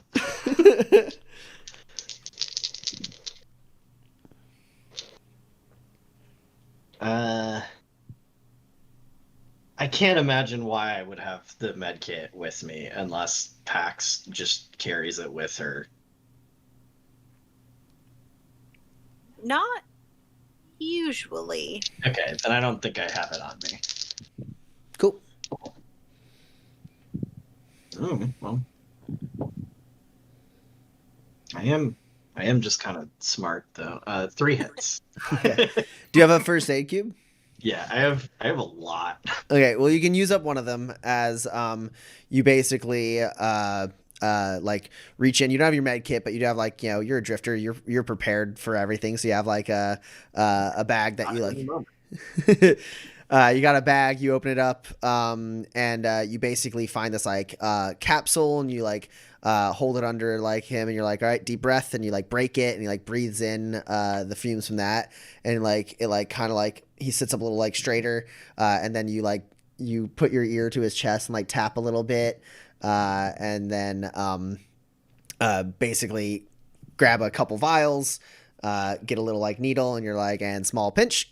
You like give him a small little like injection, and like he like flinches at that.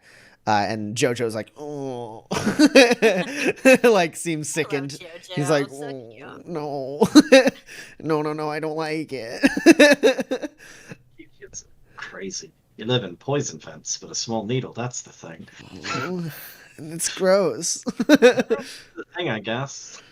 And Slim, like a little bit of the color returns to Slim's face, and his breathing becomes a little more stable. He's a little woozy from the medication, but he is seeming to be much better off. You feel a little better now, Slim? Is it? Yeah. Okay. Slim, Harry, I'd like to ask your permission to, as we go to wherever we're going to take you, just sort of use your friend's condition as part of a con to make the station leadership look bad. Like Slim looks around, and JoJo suddenly realizes, like, you guys are kind of like, there's definitely like a little bit of a scene as some people are like looking over, being like, what's going on over there? You know, like the crowd is kind of like the flow of the crowd has moved to give you some space as people are like, oh, what's going on with that child? And security guards are like seeming to notice what's going on and potentially moving in on your position as you see a couple of them like marking you. And Harry goes, no, absolutely not. No, they're not supposed to get caught up in any of this. This isn't, they're not supposed to, this isn't their fight. They shouldn't. No, it's not safe. No, it is not safe. I say as I like just slowly like gently tilt her towards the security officers like coming towards us. I'm also sort of trying to figure out ways to buy us ways out of here, and a large crowd sympathetic for a young small child is a pretty good one as things go. She like seems to like do the math for a second, and then she looks to Pax. I think we're not going to make Slim the poster boy of this turning the vents back on, but having to take him somewhere where he can rest, they're not going to deny that. And we can move on and nobody gets caught up with security. But if you say no, I'll scoop you all up and run. I can do it, Slim says. And JoJo's like, yeah, it's our fight. Hey, he said it. Vince is poison. Oh my God, JoJo! We're a real revolution, aren't we? Wow. I've never been there for it. and like with that, like Harry like kind of like looks at you, Pax, like, you know, like with a bit of intensity, and goes, all right, fine. And Safe to the best of my ability. And as you like kind of stand up and start like moving, sure enough, security guard kind of like crosses your path. Before they can like get in front of us, I start saying like, "Hey, everyone, make way, make way! The security officers and the station chief, they turned off the air to the lower levels. This boy, he's sick. He's not well. He needs some space to rest. We've got to get him to somewhere with better air. I don't know why they would do that, but like look at what they've done to this boy." My boy. Go ahead and roll. So it's gonna be manipulate, and it's gonna be at a minus.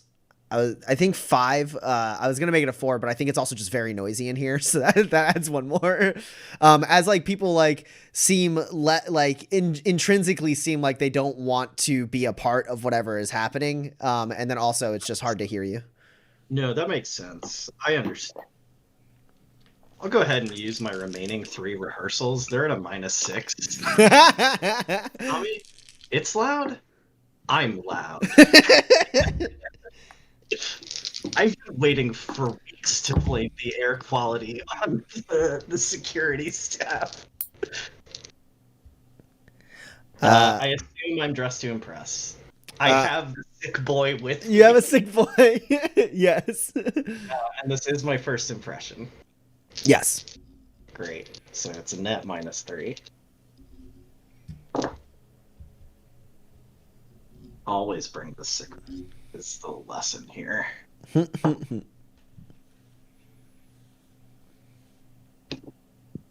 All right. Well, my high is a 10. It's as high as it goes. I don't have grit to make it go higher. How many over a 5? Over a 5. You ate one of them, Tommy. Nom, nom, nom, nom, nom, nom. I have. Oh wait, is that? That's not an 18. That's also a 10. Hold on. Okay. I have 4 net hits over a 5. Okay. Yeah. Oh. So. Boy. You do cause a bit of a scene, and immediately like the security force like moves around to like crowd control. They're like, everyone's like, "What did he say?" And then like one like enterprising security guy is like, "You heard him, make way, everyone move, nothing to see, let's move." Like, and they immediately move to like crowd control as everyone's like, "Did they say something about the lower levels? That boy is very small. He doesn't look well at all. Oh, no. And they like kind of like move out of the way, and like the security team actually like kind of like disperses the crowd as they pull away from you as you're able to make your way to where you want to go. Okay. I want to go to the like saloon hotel place that we first stayed in. Okay. So yeah, you make your way up into like one of the catwalks, and you walk in, and the person at the counter looks up from like their like meal that they're like eating, their like breakfast, and they go, "Howdy, welcome." And he like wipes his like mouth. Good morning. You needing a room? And he kind of like looks like and scans like the very dirty orphan children that are with you that like are in pretty sharp juxtaposition with Roland's very fine dress. I look a little disheveled from being up all night. It's true. Yes, if you have one available. All right. For Actually, how many rooms do you have available? hold on. And he counts up a couple, and he goes, I got 6 at the moment. Great. And how much would it be to book all of them? All of them. I would well, I mean, if you wanted to book all of them. That's some sort of group, right?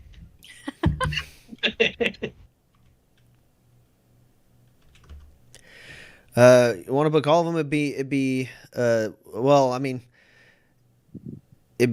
oh yeah, that's right. It'd be 22 spurs for the first couple nights, and then going on from there, 11 spurs a night.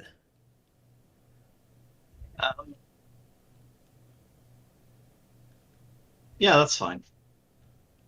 Pax, if you wouldn't mind just waiting here in case I don't think anything's going to happen. A lot of our neighbors, they might have kids or, sick relatives or something. And, I say as my voice gets a little bit louder to make sure the clerk hears. While we're figuring out why they've shut off the airflow to the lower levels, we can afford to pay for some rooms for the people most vulnerable down there. Yeah. I'm sorry, how many people are staying? There is a limit per room. What's the limit? And can we budge on that at all? They've turned off the air to the lower levels. And I can pay for the money's not an issue for us. So what? Unless you don't care about the people in the lower levels. Well, I mean, I'm sure some of them are very nice. Sure. Like the sick ones and the young ones. Well, I mean, this this ain't a daycare, but it's a honest folks. It ain't my call. I mean, if I would have to let me go get the proprietor of the How hotel. many people are allowed to stay in a room? Well, I mean, it depends on the room. A couple of the ones we have available, you can have 6 people in, and then the rest of them, it's more or less like, this one's 3 and that one's 4, mostly like that. None of them's 1. Okay. Well, I have to go and get the rest of the funds unless you've got everything to book all those rooms on you, Pax. Oh, I only have 15 on me. Okay, well, I'll come back with the other 7. I'd like to book all of the rooms you've got, and if it turns out we've got too many people, maybe we can talk to the owner and figure something out. Yeah, if it's all the same to you, I'm gonna get the owner. This is quite irregular. It's irregular for someone to ask to pay you for all of the rooms, At once, yes, I would say so, sir. and you're in the business of turning down business? Well, no, I'm in the business of booking rooms. Usually it's 1 room at a time, sometimes 2, but it ain't ever been 6 before. Go get the owner. It's not a big deal. Go. Okay. Do you? There's water over, and we got a breakfast. You can help yourselves. All right. Excuse me. And he like comes out from around the desk and like shuffles by and goes up the stairs. Oh, good. He's here. I thought he was going to have to go somewhere else. Yeah. Yeah. That's really nice, Roland. Doing that for everybody. I guess it is. Oh, No, I'm you kidding. ruined it. You ruined it. Nope. you Kidding. ruined it. Nope. I was really proud of you, and you To ruined make you feel better, I was aware it was a nice thing to do, as I was also being cold and calculating about Yeah, yeah. There's this. Yep. it. Can't help it, it's who I am. We'll try not to threaten this man into letting these people stay here. Yeah, I will. Sorry, I've settled into a groove of. A lot of people here seem to just respond to like, I have money. Why aren't you doing what I want? Yeah. It's a Yeah. track I've gone down. I can dial it back. Because we really do at least need 1 room for the kids. Sure, of course. Okay. Yes, absolutely. That's the The first thing. Okay. Harry, Jojo, do you want to go grab like a bagel or something? Yes, after please. Okay. Why don't you go grab 1, just 1, right now, and sit down at a table and you can eat it. You can have more after you finish the first one. And Harry's like, don't embarrass me, Jojo. Grab a bagel. You can each have your own bagel. You don't have to share one bagel. It's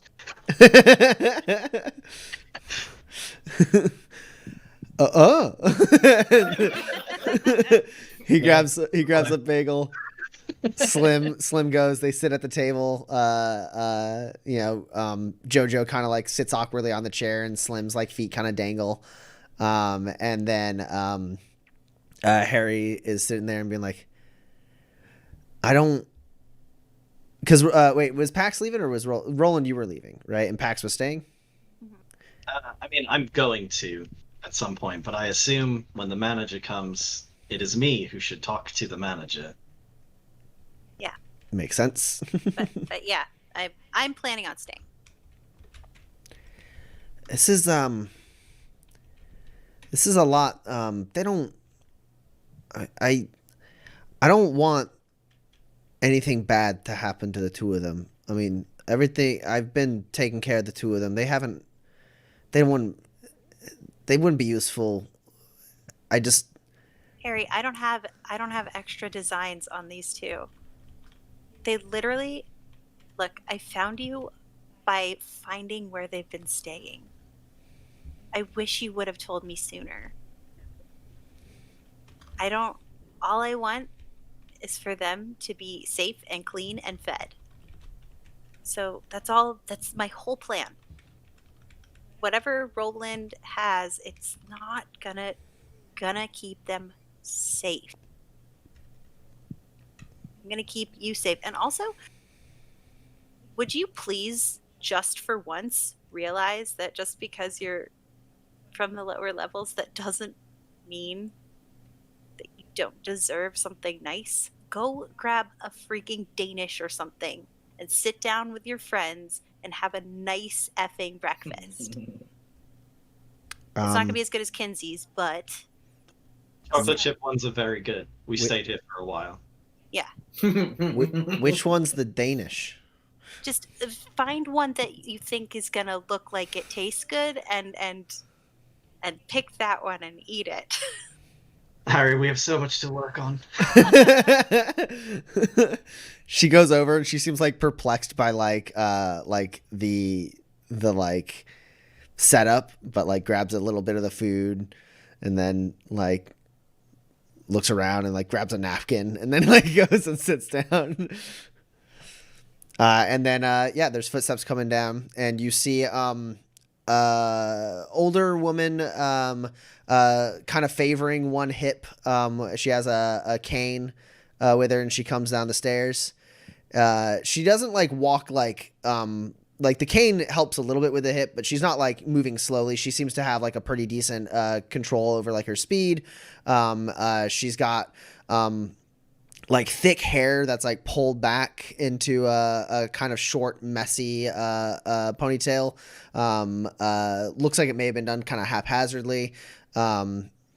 And she's wearing like a long like shawl over like some nicer clothes that like kind of like just like barely traces above the ground. And she regards you with her kind of like auburn eyes and goes, "Now what's this I hear about someone wanting to rent up all the rooms in the hotel? Well, I ain't ever had such a high roller in my establishment." And she looks over and sees like the three like dirty kids. Like, I mean, Harry's pretty cleaned up, sitting at the table. And she goes, "And well, I suppose, you know, there's always time for surprises. What a way to start the morning. I'm Julia Knowles." She reaches out her hand to shake whoever is closer to her at this moment. It's a pleasure to meet you. My name is Roland Hollis. I actually stayed here when we first came to Tobias Station. Can I just compliment you on a wonderful hotel you've got? Oh, thank you. Thank you very much. We aim to please here. You do seem a bit familiar. I may have passed you once or twice in the lobby. Well, it's because of how lovely your hotel is that I thought of your establishment when our friend over there, I point towards Slim, had a bit of a respiratory attack when the airflow was shut down to the lower levels this morning. Talk about a way to wake up. Whew. Well, that sounds pretty bad. I understand things are rough down there from time to time. Right. Well, there's a number of people down there in that community, of which me and my friend are sort of leaders. We own a rather nice saloon down there. Is it the one with the jackalope? It is the one with the jackalope, yes. I heard that the jackalope made an appearance just recently. It came bounding through, knocking over all sorts of things. That just sounds delightful. It did. It's within our means to pay the market rate for your rooms, and we have a number of neighbors with children and who are themselves at risk in an area that is not currently receiving proper airflow on purpose. I would like to rent out your rooms such that those people can stay here. Well, I mean, that is mighty generous of you, to be sure. But it seems like something you ought to take up with Captain Moralis. Relocating people around the station. I mean, I know there's plenty of. Take it up with her. I'd like them to not die in the time it takes for me to go talk to someone and get it sorted out. It's my understanding that there have been complaints about the vents in the lower levels for months before we got here, and the months that we have been here, and nothing has been done about them. So I'm sort of hoping that nobody dies while I go and keep talking about the vents. We're not asking for you to get involved or cause any trouble. Just like that little boy over there is very sick, and I'd love for him to just like have a place to convalesce. And there's a little girl who's just down the hall from our bar. Her name is is it Alma? Oh no, Ada. I think it's Alma. Ada. Alma was the other. Alma one. Burns is the. You wanted to wave? Speeding. Ada, and she's so sweet and precocious, and I'm sure that they won't cause you any trouble at all. And once they even have the opportunity to take a bath, they won't even look sort of like a little bit of a standing out amongst your clientele. The two of you can teamwork a manipulate test. Okay, I'm not good at it. It'll begin at a -3. Stop. Okay, manipulate.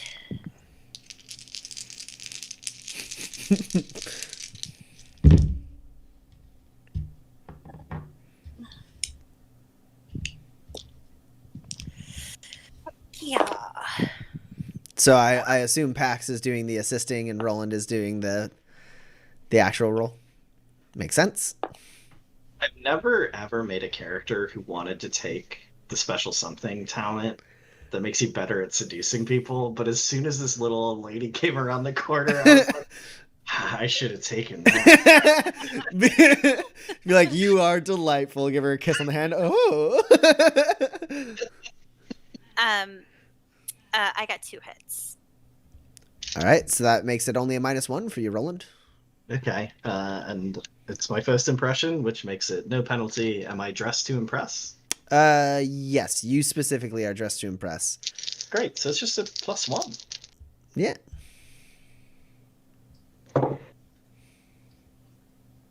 That's, oh my god, that's a pretty good roll, unless this lady is secretly a card shark. Well, she did roll an 11.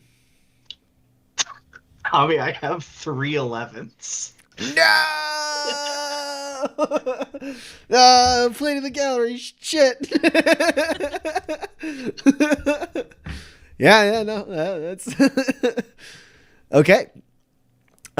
So she looks at like the kids as you like kind of talk about them a little bit, and she goes, "Oh, that one there does look like a stiff breeze would just snap them in two." It almost did this morning. And she goes, "Hey, you there!" And they like snap up. She goes, "Mind your crumbs." And like they look around, and Harry's like, "Oh my god, Slim." It's like they're like dusting up, and Jojo like turns and looks at her, and she goes, "You combine the two of them, you get one normal sized kid." Yes.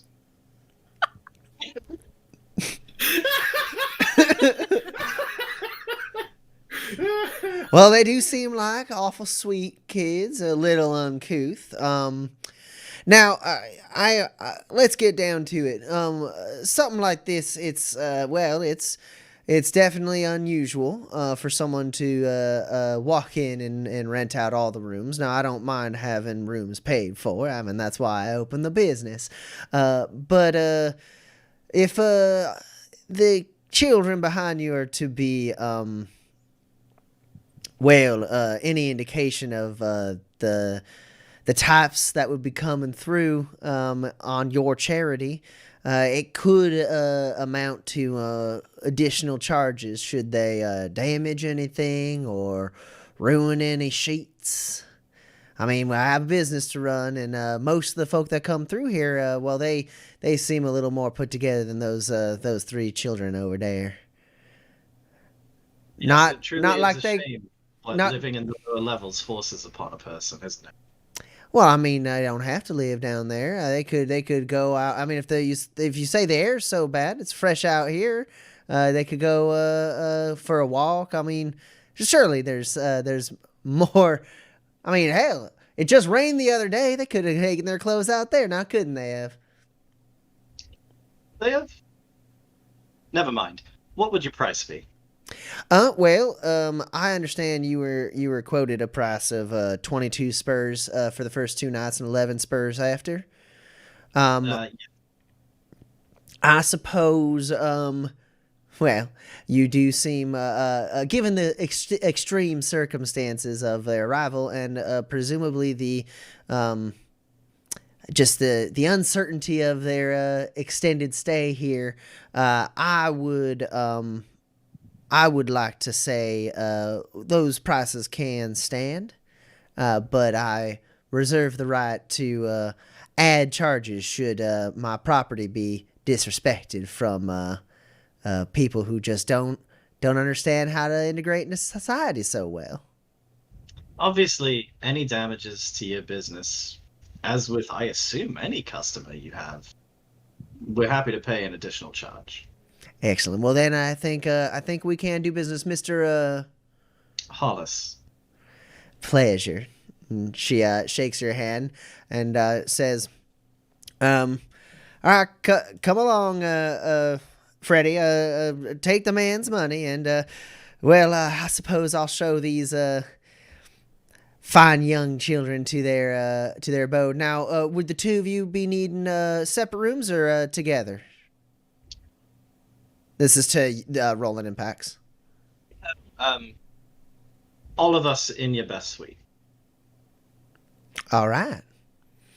And she goes and looks at like the books and goes, "Oh, I see your name has been here before. Yes, indeed." And she like fills it out. You give the spurs. Do you have the 22, or you had to run and guide them? I forget. Additional 7. I'm sure 15 covers the cost of the one room we are now Yes, acquiring. yes. And then you are led back up into that same hotel suite that you were in, Roland, with the very nice view, the 2 bathrooms, Exterior window. yeah, the exterior window, the balcony, and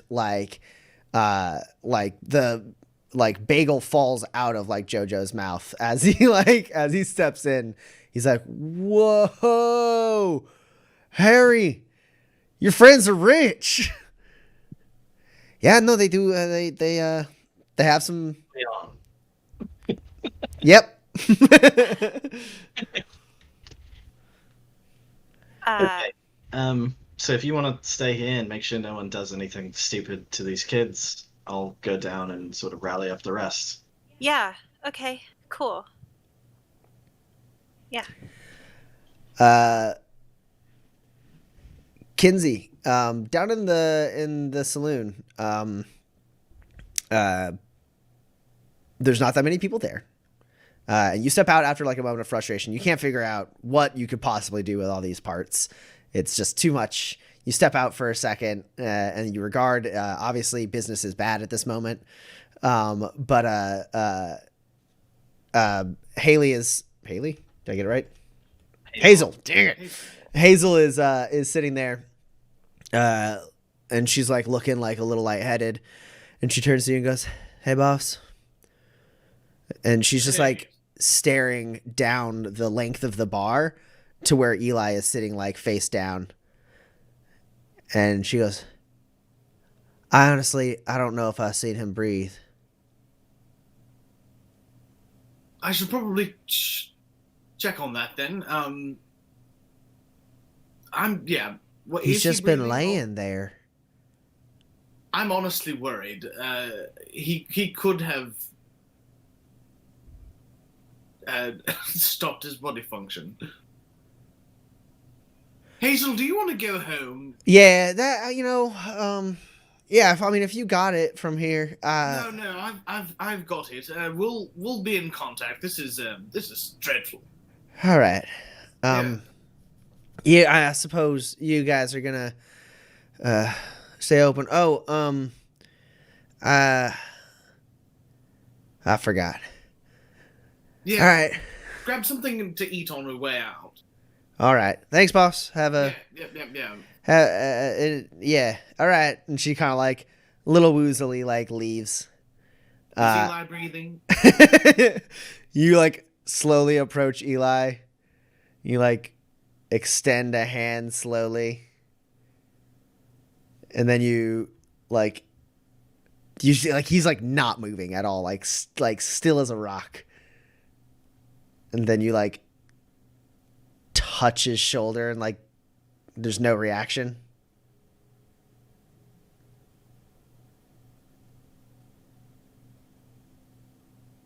I'm gonna put my like fingertips like he's using less oxygen now than he would if he were awake. So I'm gonna like lick the tip of my finger and like put it in front of his mouth just to see if there's any airflow. Yeah, sure. So you lick your finger and like gotta come around from the other angle. And then he's got a big old bushy beard and like messy hair that's like covering up a lot, and like you like move your like fingers forward and then he's like and he's like looking at you and he's like, the hell. Sorry. I was just making sure you were alive, Eli. You know I have to do that from time to time. Was it? She would. Sorry, and I'm like wave some air in front of his face, just like. Sorry. All right. Why is your finger wet? What are you doing? I was just trying to see if you were breathing. Where is everyone? It's a bit of a slow night tonight. There's not a whole lot of airflow going through the vents. You heard the announcement this morning, eh? What announcement? No. All right, of course that makes sense. So they're cutting off the airflow from levels A to G because of, well, that thing that you didn't see. You know what we're talking about. Oh yeah, when y'all was going through the vent. It's just the thing you didn't see. I'm trying not to say things out loud, Eli. There's no one else here but you and me. And then like the door opens up and Marshall Yen walks out. He goes, "Oh, I'll stand corrected. I see now the lesson you was trying to teach." Yes, thank you.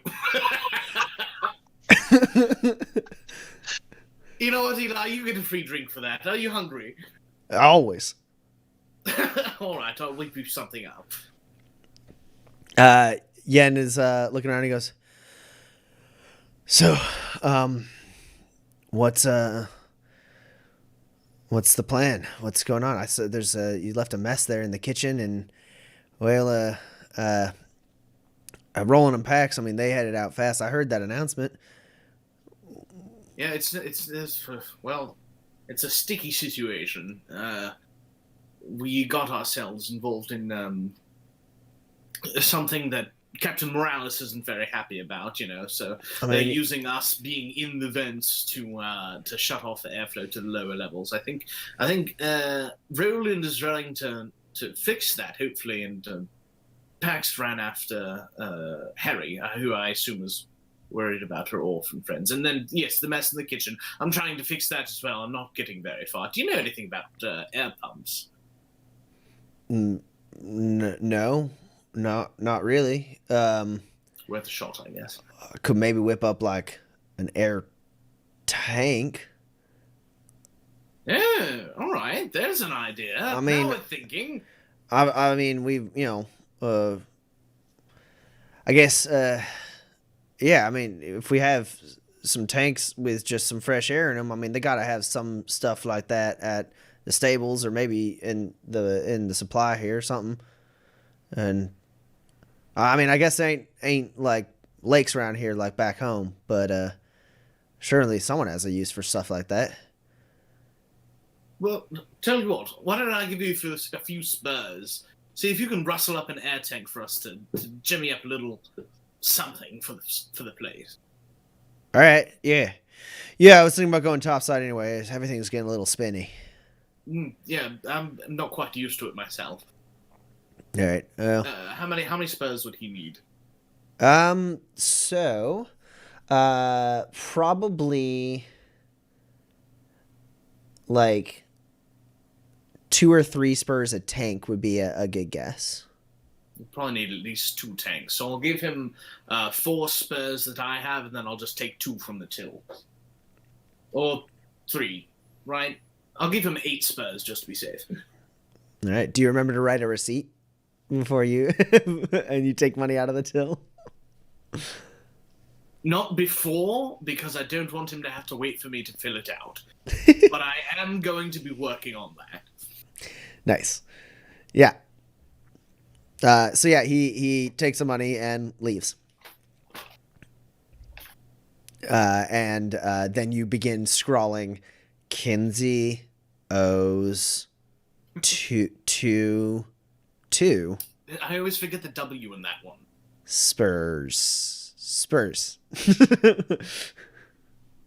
Underline. You just slip it in the till. And Eli is sitting there just kind of like staring at his drink, like getting a little woozier and like almost nodding off. And then he goes, yeah. What?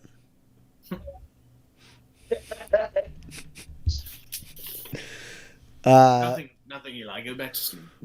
I wasn't sleeping. Takes a sip of his drink and then like starts nodding off again.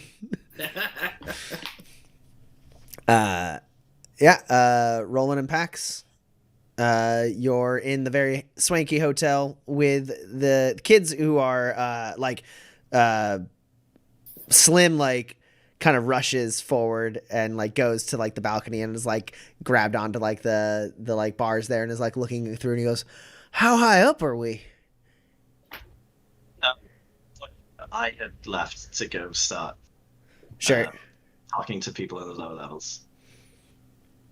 Really high. Is this the upper crust? No, that's higher.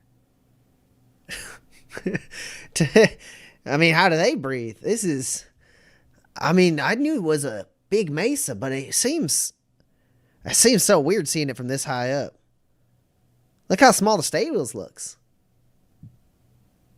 Yeah. Yeah, it looks really small. Look at all those horses and stuff. They look like toys. Can I take a bath? Yes.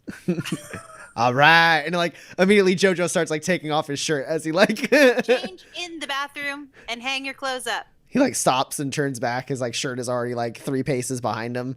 And he's like, all right. Picks it up and he goes like running in. And Harry has just kind of like sat on the balcony and is like kind of enjoying watching Slim be like amazed by the world. Yeah. Cool. And Slim's like, so this is what it's gonna be like when you finally work for Bahara, huh? Harry. I mean, fancy hotels and I mean, look, we'll make it all the way up to the upper crust, won't we? And she's like, yeah, when I work for Bahara, yeah. We don't have to talk about that right now, though, Slim. It's fine. Maybe you should. I think I saw another bathroom. There's 2 bathrooms. I think you should take a bath too. I mean, like, when was the last time? And he's like, I mean, it's like in a tub? Never. And she's like, well, go on then. Use soap. And he's like, all right. And then goes walking off. And Harry looks like very uncomfortable. Hey, what's up? I mean, I already said it all, right? Yeah. I mean, I've been saving money for them for some time. Oh God, I gotta go get that. Do you think they're actually gonna clean the vents? Okay. I still should probably go get that. But I mean, I've been stashing money, trying to spend as little as possible. I eventually figured when I was ready to leave to buy a station, I'd be able to pay for a place for them to stay at least for a while. I mean, take them wherever I go.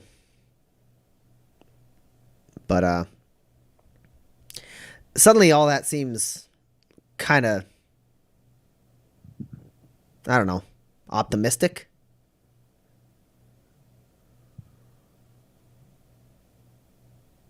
I think you could do it if you want.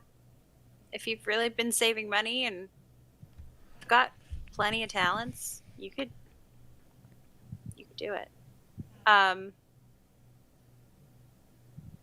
Yeah. Yeah, but I mean, think about everything's changed already so fast. You got, the three of you came in and it's just like this place was kindling and you was a match, Yeah.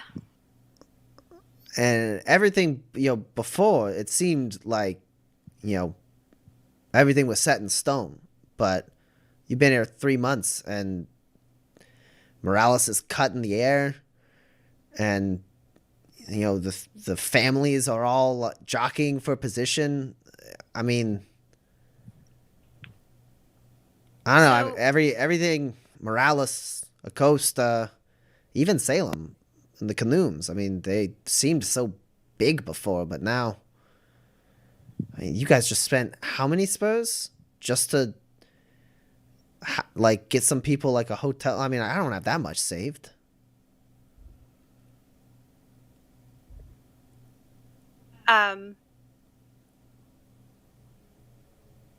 So the reason that everything sort of lit on fire when we got here is because we decided to challenge kind of like what the status quo was, because as drifters we have the luxury of having no ties and the talents and abilities to make those changes. It's a whole different spectrum of life. When I was growing up, my world was real small too. And the thing is there's nothing wrong with that.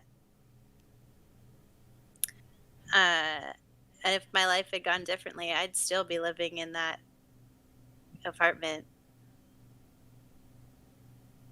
So I guess what I'm trying to get at, weirdly, is that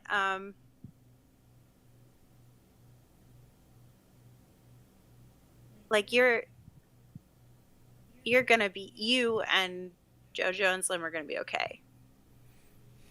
I've already taken care of that, regardless of what happens with your future. And we are spending money that we don't have to because it's the right thing to do to get sick people and young people out of a low air situation. And Roland sees it as a PR opportunity, but I would have done it anyway. But if you, Harry, if you want to join the family, if you believe in Salem Bahara and his affection for you, and you're willing to live that very dangerous life to support those two, I couldn't stop you if I wanted. Well, I mean, we both know that's not true. No. I mean, you would figure it out. Salem Bahara is beyond my reach. If you wanted to, if you decided, I would have to keep you locked in a room for the rest of your life to stop you. And I'm not your family. I'm not your mom. And I would never do that. Right? Like, I'm not going to take away your freedom to do whatever you want. I hope you make good choices. You said that you took care of things. You only just met Jojo and Slim today. No. If something ever happens to me, there is a safe under the bar. And I want you to open it. And the contents of it are yours. She like sits back for a second, looks out at like the Badlands. Do I gotta wait until you die?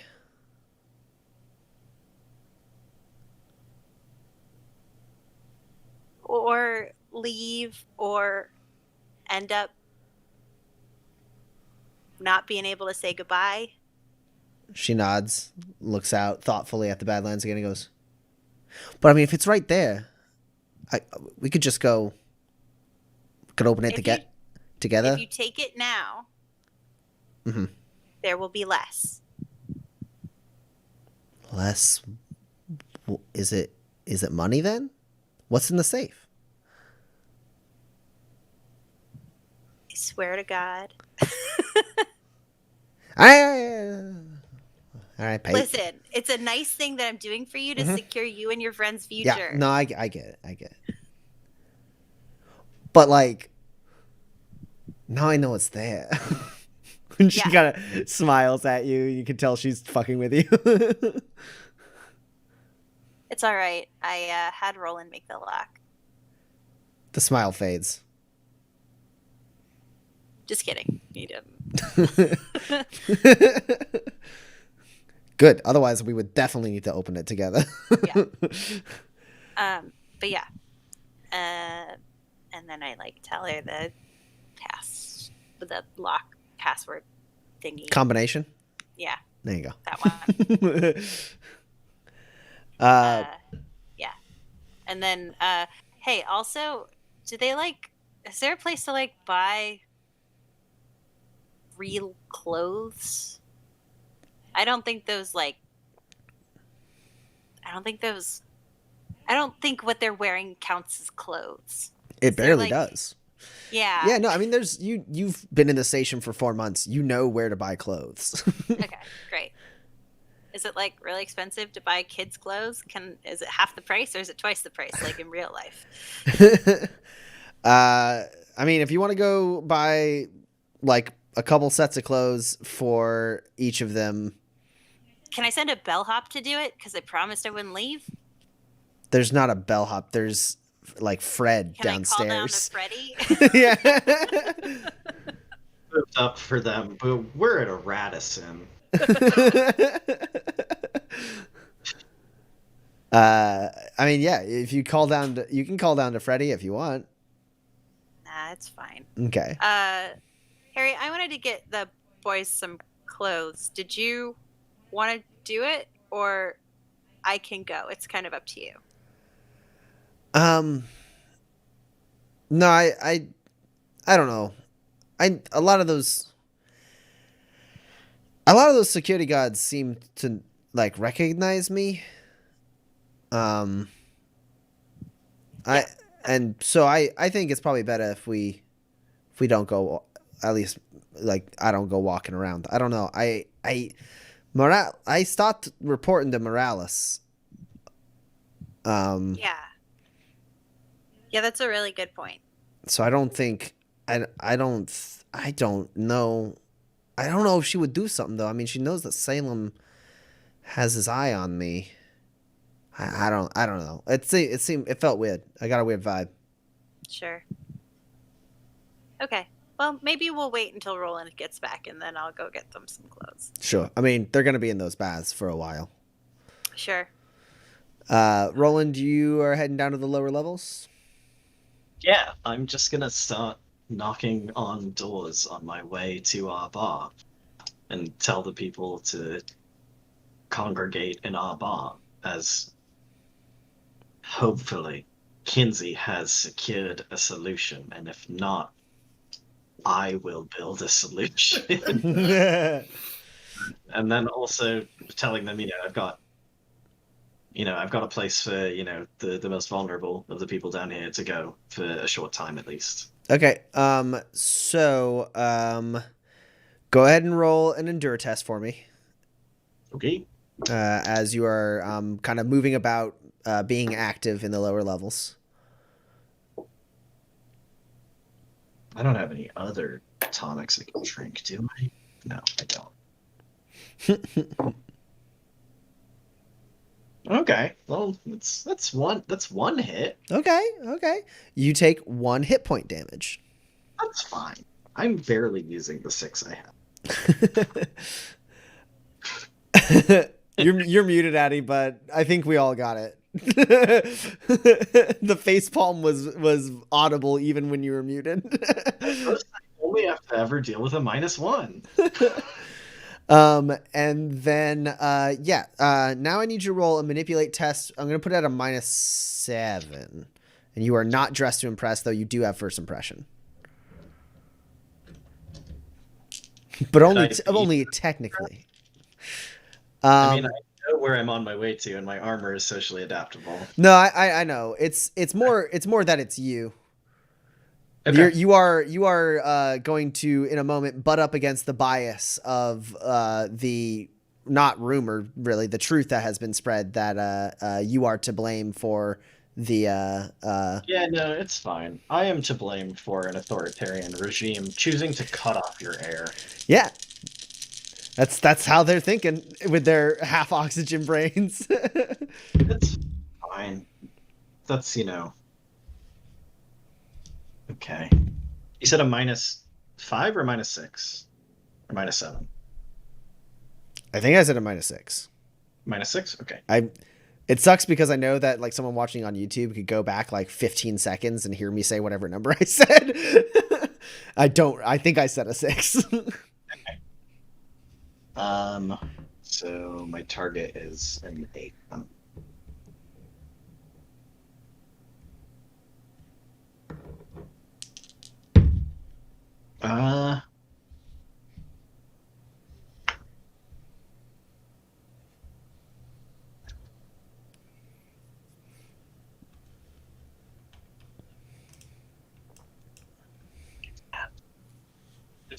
There's no times we have earned grit at any point yet, have we? I don't know. Well, you can all have a grit for excellent roleplay, but I don't know if you've hit any of your advancing triggers. I broke a lot of doors. Yeah, that's one for sure. But you need a second one for the grit. I helped the young boy with the lungs. Yeah. So I'm using my wits. You use those wits to save the little boy. Have we by chance survived a dangerous situation, or did you say we roleplayed real good already? I said you roleplayed real good already. Okay. Yeah. Then what I have is a 6. Okay. So you're up against a 7. Well, that's rough. All right. It's only the one that hit over the 7, though. So you get a lot of basically rude responses. Some people, like, they use the moment when you like knock on their door, they open it up and you're like, hey, and they're like, they just start giving you an earful about, they're like, I heard it was you and your drifter friends that Do you want to breathe better? No. and they like shut the door. Guess it's a no. Yeah, and so basically like you get like in arguments along the way, but there are like occasional people like you get to like Alex Woods, right? And The people who I have met and built a rapport with. yeah, for the most part, like they're you get, so like Alex Woods is a good example because you get to like him and he like looks at you and he goes, Roland, Hey, Alex. there's a pretty nasty rumor going around about this whole deal with the vents. Yeah, as it turns out, the station chief and the security chief would like that everyone down here exists in a perpetual state of oxygen deprivation rather than anyone try and help do anything about it. Yeah. Yeah. Well, I mean, most folk down here, they just like not having to think about anything, and they just kind of accept it at this point. Well, trying to build a world in which they don't have to. Yeah. Well, you're gonna have to drag them along, kicking and screaming, I guess. Yeah, I know. I guess it will be easier when a number of them who have already declined my offer die in their homes of oxygen deprivation. Uh, is it that serious? I mean, I'm a little woozy, but There is a deadly fungus in the vents, and they have shut off the airflow. uh, I mean, there's some air coming. Yes, I broke every door leading to the main level, so it is open now that I could. Right. Um. You don't have like a big drill, right? And an exterior wall. I could blow a hole outside. oh man. Oof. No, no. See how bad the oxygen deprivation is? That seems like almost a good plan. Oh no, no, no, no. Look, I mean, if you're what is it you're going door to door? What you got a place? We have the money to put, the most vulnerable people down here up in a hotel for a couple days. So if you got kids or you got, sickly relatives, I'm heading back up there with anyone who will take me up on the offer. And then I'm assuming based on the fact that no one is going to Umbra's, that Kinsey hasn't managed to build like a pump or a purifier or anything. He ain't said nothing to me about it. No. All right. Well, I'm going to come back and try and do that as well. I'm working on it.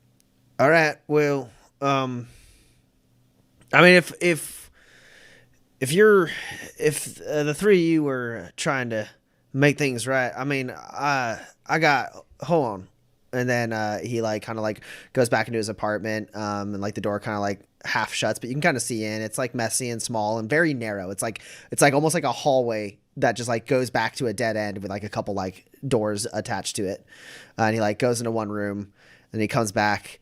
And he goes, here's 20 spurs. Put that towards the fund. I'll talk to the Wallaces. Well, I mean, if nothing else, we can get some of the shopkeepers down here to pitch in. It's a good idea trying to get people lodgings where it's safer, especially I suppose the older folks. Yeah. This is great. If we start running out of space, I booked all the rooms in. I don't remember the name of the hotel. Me neither. Okay. It had a name though, and it was a good one too. I booked all the rooms in the legally distinct from a Radisson up on the main level. All right. And I'm heading back up there to finish paying for them. So I think that'll hold 20, 25 or so. Okay. Yeah. I'll start. Maybe it's best if you don't go door to door. I'll start trying to talk to some people. I mean, they said in the announcement it was A through G. That's a lot of people. That's a lot of people. All right. Well, start here. I guess I'll start going around. Yeah. I know that us trying to improve the airflow is the catalyst for this. Try and remember this is a card they have held up their sleeve the whole time.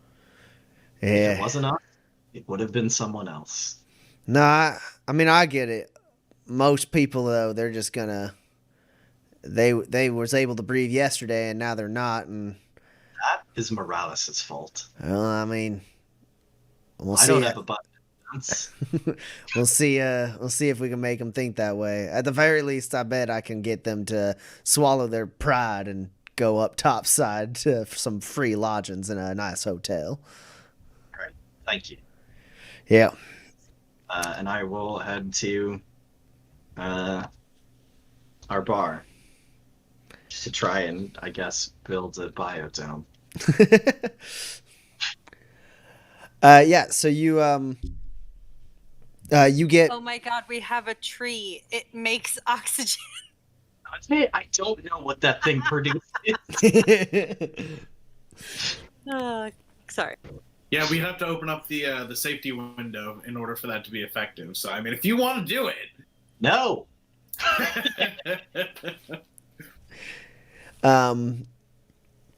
So you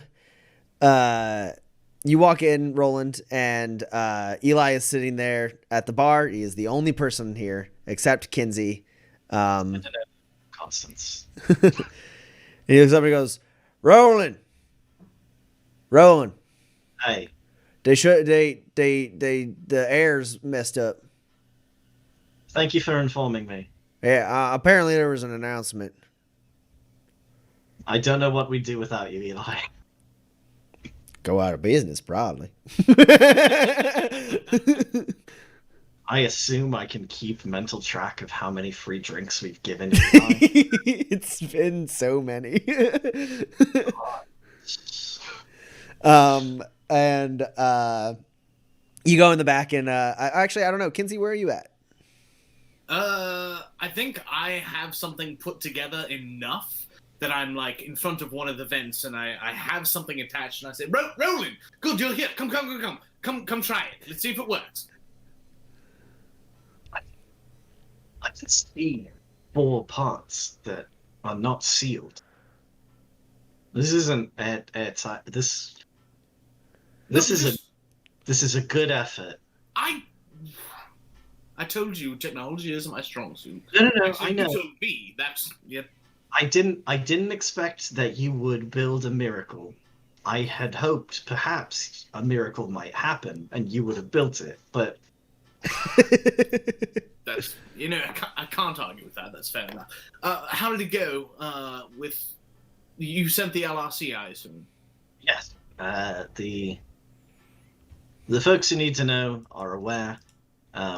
We're moving all of the vulnerable population of the lower levels up to the legally distinct from a Radisson we stayed in when we first got here. I like that place. It's a very nice hotel. We booked all the rooms there. I've got actually, if you can go back with some money, I can get to work trying to build something so that people can hole up here.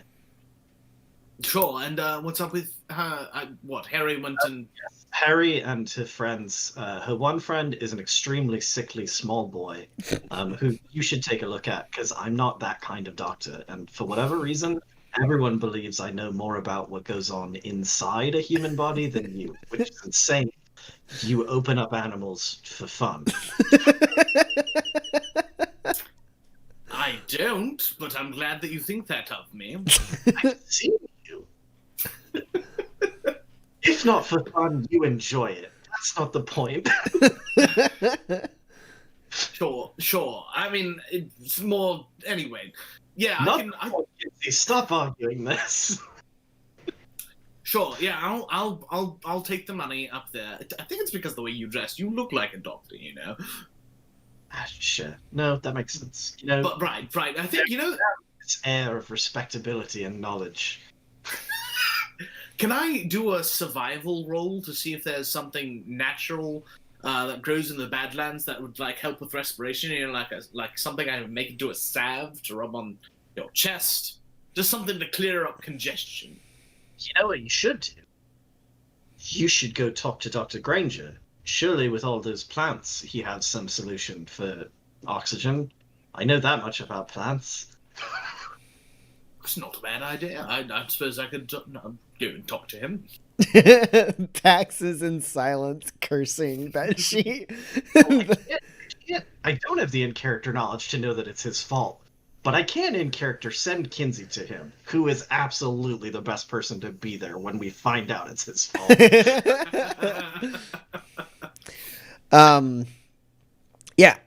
So Kinsey, you head off to Granger's. Roland, you're getting to work with tech cubes to try and do something with. So there is airflow coming through the vents. It's been restricted, not completely shut off. Can I make like a scrubber that like doesn't necessarily require more air down here. I mean, obviously it's not a thing that'll work forever, but maybe for a couple of days it can just like make the air into here more breathable.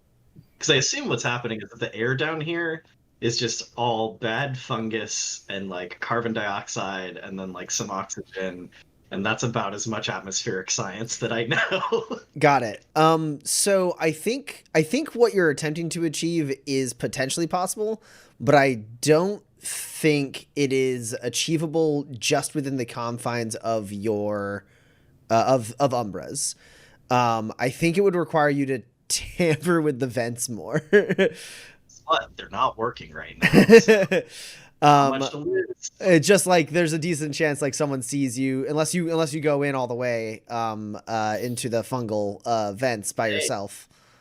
I don't think anyone's coming into our bar in the next couple hours, so I probably don't have to. No, I mean like you might have to go like to events like that are outside of Umbra's, like in the lower levels, to basically like channel air, because you kind of like I think you want to achieve is you want to like try to funnel the air. You want to turn Umbra's into an entire like filter type, like a chamber of like the air comes from this way and is dirty, and then it is clean as it goes out this way type thing. And like within there is a nice little like environment that you can control. Whatever I gotta do to do it, I'm happy to do. I'm not going into the fungus vents. I will die, and that will make it hard to accomplish what I'm trying to do. They already don't like me. I don't think they can do worse than not like me. They can like try and beat me up, but like I could probably talk them out of that, and also I'll die in the vents, you see. Yeah. So yeah, I got 5 cubes and 7 first aid cubes. You tell me what I can achieve. Yeah. So you how many tech cubes? 4. Okay, so use all of those and 2 first aid cubes.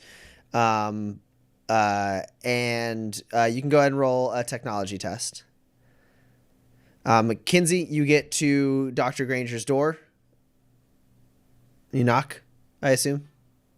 I sure do. I want to scare him. There's a pause, and he goes, "Who is it?" The Ken Charlotte, my friend. Aha. Not a great time, Ken. Oh, it would be but a moment. Just looking to see if I can pick your brain about something medical. I believe perhaps it is better for us to no longer work together, Mr. Charlotte. Well, why would you say that? Is there something I've done to offend you? Well, for one thing, your friend lied to me the other day. That would be Roland, wouldn't it? Yes, he does that regularly. Roland? No, I'm talking about Jason. Or is it Jason or Jacob? Jordan? I like the idea. He said Jason. I'm talking about Jason, or Jordan, that's his name. Oh, yes, Jordan, right. What did he say to you that was a lie? Well, for one thing, he told me that you were authorized to be tampering with events. As of today, I learned that that is not true. I'm quite offended. I thought we were scholarly men who didn't have to resort to lies. Anyways, I see you for the true colors that you are. You are simply drifters who cannot be trusted. And I would much rather, well, I don't want to get caught up in whatever it is you're attempting to do here at Tobias Station. I see. So you've spoken with somebody about us being in the vents when we, I think, explicitly hired you for your information, for your... Well, interesting. I find this very interesting. What we're trying to do is help the people of the lower level. I thought you would be interested in something like that, in assisting people who are less fortunate. Well, if you are going to be doing anything, you should be doing it within the rule of the law.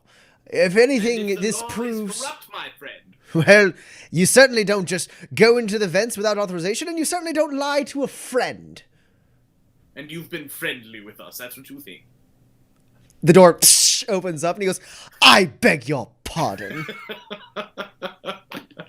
You think that you have been friendly with us. In our dealings, you've been I've been more than generous, yes. a good associate. Sure. A good associate? No, my good man, I found peers in the lower levels of all places. A man who could care for a Drosera on his own and could get me the samples that you got me. And another man who I thought was a noble, intelligent scholar from the university, and now I don't even know what he is. No, I thought we were friends, sir. And it turns out you played me for a fool. You think because we broke the law, that is No, something because you that we lied can to me about breaking the law. We don't know who we can trust. I mean, just because Me! You can trust me! Why, we came into Tobias Station at the very same time. I saw you start here. And to watch you grow and become successful business owners, I mean, it's been wonderful. I am heartbroken that you think something as trivial as the law would uphold over the relationship that we've built then. If you are truly our friend, I think you should trust us that what we are doing is more of a moral standing than the law of something that you would have to be blind to see that this place is not corrupt. Well, of course it's corrupt. I understand you are angry that we lied to you, but it's because of the rule of law in Tobias Station that we felt we had to lie to you. And honestly, Jordan has a bit of a penchant for lying even when it doesn't need to happen. So this could just be an issue of a misunderstanding. Could it not? A misunderstanding. He was very clear. He told me he was authorized to work in the vents. I was very excited for the research. Very excited to work, to finally improve the station down here.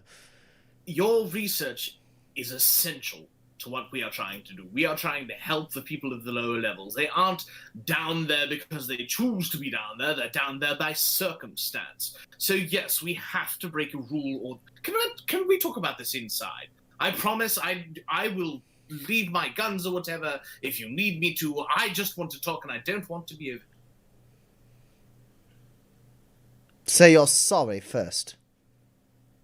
I am dreadfully sorry that you were lied to and that you felt we took advantage of you. You did take advantage of me. Yes, and I am sorry. And you'll make Jordan apologize as well, or is it Roland? No, Roland is our friend from one of the other bars on the street. No, that's Jordan. Roll a manipulate test, god damn it.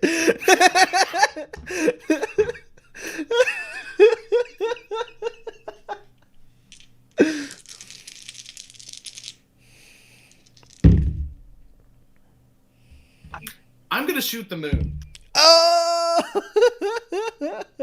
Because it's either gonna be a fantastic success or a dreadful failure either way, so I think shooting the moon is the better way to do this. That's good. It's almost all this. You know what I mean? All right. So yeah, you spend, is it 2 grit or 3 grit? 2.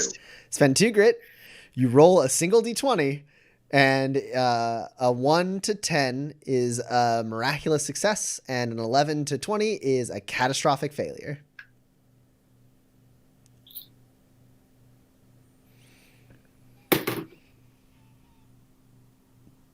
Oh, yes! It is a 10! Oh my god!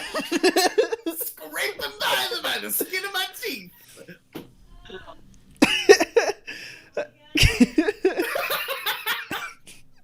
You're muted, Pax, but I see you falling off the screen. Oh my god. Oh my god. Yeah, so he goes, All right. So Jordan will apologize. Of course. Okay. I give you my word. Well, I suppose I could trust you one more time, if only because I am desperate for friends. Oh my god. I've been here for so long, and everyone else around here, come in. Everyone else around here, they always think I'm strange. My fixation with plants and my work. I mean, no one seems to understand it. Imagine my delight when I found you and Roland, you and Jordan, people who seemed to enjoy, not only understand, but appreciate what I'm trying to do out here. And I'm sure Jane is lovely. She doesn't seem to speak very much. And quite frankly, she scares me. But I would like to eventually consider her a friend as well. It's been my work is, it is diverting and time consuming and awfully delightful. But I, so seldomly have actual company and people that I consider my peers. I never really did in university either. I honestly think that's why they sent me out here. As a punishment? Well, I mean, I thought maybe I would have a team or a partner. But then the stipulation of the grant was that I went out alone, and I figured it was their way of getting rid of me. Well, I think that when you return with your wealth of knowledge and study, they will have to eat their words. Well, I'll only return if we get this vent situation under control. Now, what is it you need, good friend? Watch out for the vines! I moved them over there. I see now that is unfortunate for someone of your height. Luckily, there aren't too many people. Get off! Get off! There are too many people in this airspace. So. We have a situation. A young boy is having an adverse reaction to the what is it? Are there spores? No, it's an algae, right? It's a fungi. Yeah, it's fungus. Yeah, the fungus in the vent. He's already got bad lungs, poor thing, and he needs some kind of assistance. I was wondering, is there a natural remedy that we could perhaps give him, something to open up his lungs? Oh yes, of course. Yes. I can whip something up. Would you? I suppose you'd want to administer it yourself. I can get it ready for you. Sure. I mean, anything I can do to help, of course. Oh no bother at all. Yeah, it would just take a moment. And help yourself. I have some tea already in the pot.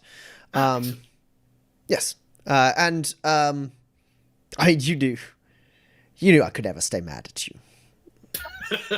Nor are you, my friend. No, of course. I mean, we're all we've got. No kidding. Anyways, enjoy the tea. Yes, and what is your latest study? What have you been working on? I just want to take a look. I mean, if you have the time. Yeah, well, nothing but. Well, I mean, I thought there was a sick boy. Well, aside from him, I can talk and walk. Come. Look over there. And he starts getting the remedy ready and tamping herbs together. And he's basically talking to you about he's like, well, since the samples that he's set out are going to take some time before it's worth going and seeing if anything is cultivating even in the slightest, right? Not enough. He has basically got to wait till the end of the season, so he doesn't really have anything else going on, and so he has started crossbreeding certain plant life on Manifest, and it's like borderline, like almost like mad scientist levels. He's like, what if I take, like the snake vine and its poisonous effects, and then I take the red creep and I merge their genetics together to create this like poisonous vampiric leech like vine, and like see if there's any thing you can do with that. just cause, huh? No, interesting. So far, is this anything? Yeah. He's like, so far, most trials have been unsuccessful. I get something, a sprout or two, but I'm not able to cultivate any true growth. But do go look at the charts. I have the soil samples all over there. Now, don't of course touch anything. It's a very delicate process. Of course. But do observe. I'm going to observe. I'm going to look at the charts, and as he's working, I'd like to use my talent one with nature to see this. What sense do I get from this insane vampiric plant? Well, I mean, the one that's like over there, the actual like red vine of vampiric leech death. It has a very malicious kind of feel to it. Not malicious like in the way of like human malice necessarily, sure. Right? Because it is how it sustains its life. So it's not just like killing for fun, but it does want to kill. Hybrid. Is the hybrid killing for fun, Tommy? So what you get from the soil in front of you is that this is like fruitless endeavor. There's nothing. He's not getting anything out of this. If he like one of the things like that's starting to bud, like you like kind of like are sitting over there and you're like looking at it, you can't quite tell what plant it is. But you are starting like you get like this kind of like you don't get any of like the same kind of vibes you're getting from the different plants that he's trying to crossbreed that like kind of have that like aggressive quality to them. This feels more like you don't want to besmirch the man's work, but maybe he accidentally put like a different thing in that pot and he just like maybe forgot. As you like kind of sit there, like, you're just, you're not touching anything, but like you like kind of close your eyes and like, you kind of like feel the current of like energy coming from these different plants. And like, you realize the air in here is, while like a little humid, like much fresher than the rest of the station, just by the sheer amount of like photosynthesis that's happening in here. And like this like kind of has that same feel. Like you're like, and you open your eyes and you look a little more closely and you're like, I'm pretty sure that's just a flower. I think he accidentally just planted a flower. That's excellent. And then the other ones it's just like, you don't feel anything from those other samples. It's basically just like dirt and soil that he has put together with like various nutrients that isn't sprouting any growth or life at all. Fascinating. Interesting. And his charts kind of give you that, like with that kind of like extra, like while you may not be like a very like scientific person when it comes to nature, like that intuition that you have with nature, like you look at like some of the charts, you're like, I think this checks out. I don't think he's getting anywhere with this. Yeah, sure. This is just a weird little fun thing that he's doing. Well, fun. Fun to him. Yeah. Terrifying in concept. And then he goes, there we go. Here's the salve you requested. Excellent. Thank you so much. Of course. May I call you Ken? Well, of course. And I'm sorry I've called you Doctor for so long. I don't remember your first name. Well, I do quite like it, but you may call me Anton. Anton. Again, thank you, and I'm so sorry for the misunderstanding. I'm sure Jordan will be down to speak with you. Yes. When I see him. The wound is still fresh, but a nice apology from Jordan, and I believe I can find the strength to accept his apology. Oh. Also, keep an eye on that pot, and I point to the one that has the flower on it. I something will grow, but I'm not sure it'll be what you want. Fascinating. Strange hypothesis. Just let me know. As you said, only a hypothesis. Okay. You are a strange and delightful man, Ken Charlotte. I can honestly say the same of you, Anton. Well, go. There's a child in need and whatever. Right, yes, sick child and all that. Thank you very much. Yes. Cool. That was planned. So, I'll go to the knockoff, legally distinguishable from a Radisson. yeah, so you make your way up to the hotel. Roland, did you roll your technology? I did, and also I told Kinsey to take some money, but I didn't say how much. I handed him 10 spurs. Okay, cool. Yeah, I got 3 hits. Okay, cool. Yeah, so you're starting to make some good progress on that, and you start implementing it, I assume? Like, the parts that don't require you to, like, go into event? Yeah, no, I'm not going into event. I cannot stress that enough. Yeah. So you start working, and, like, you do, like, there are people who are moving around, and you do see people see you go and start attaching, like, a device to the vent and, like, start tampering with it, and they, like, kind of, like, give you a wide berth as they see that. They're like, oh, it's true. As they... I could use a hand, if you want.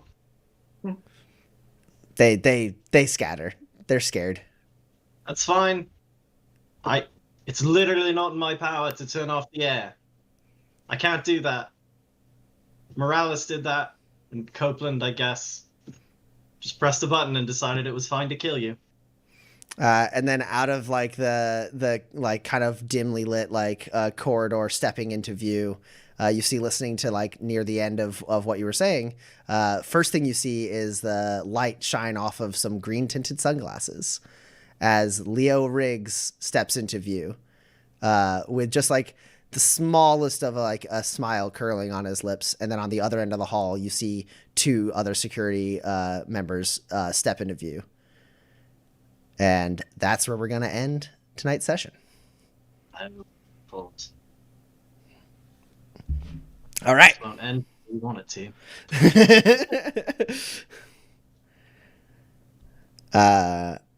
And I know that we have at least one question in the Twitch stream question channel of the Discord. Any of you who are watching, if you have any questions about the stream, about the game, about the players, now would be the time to drop them into the stream chat.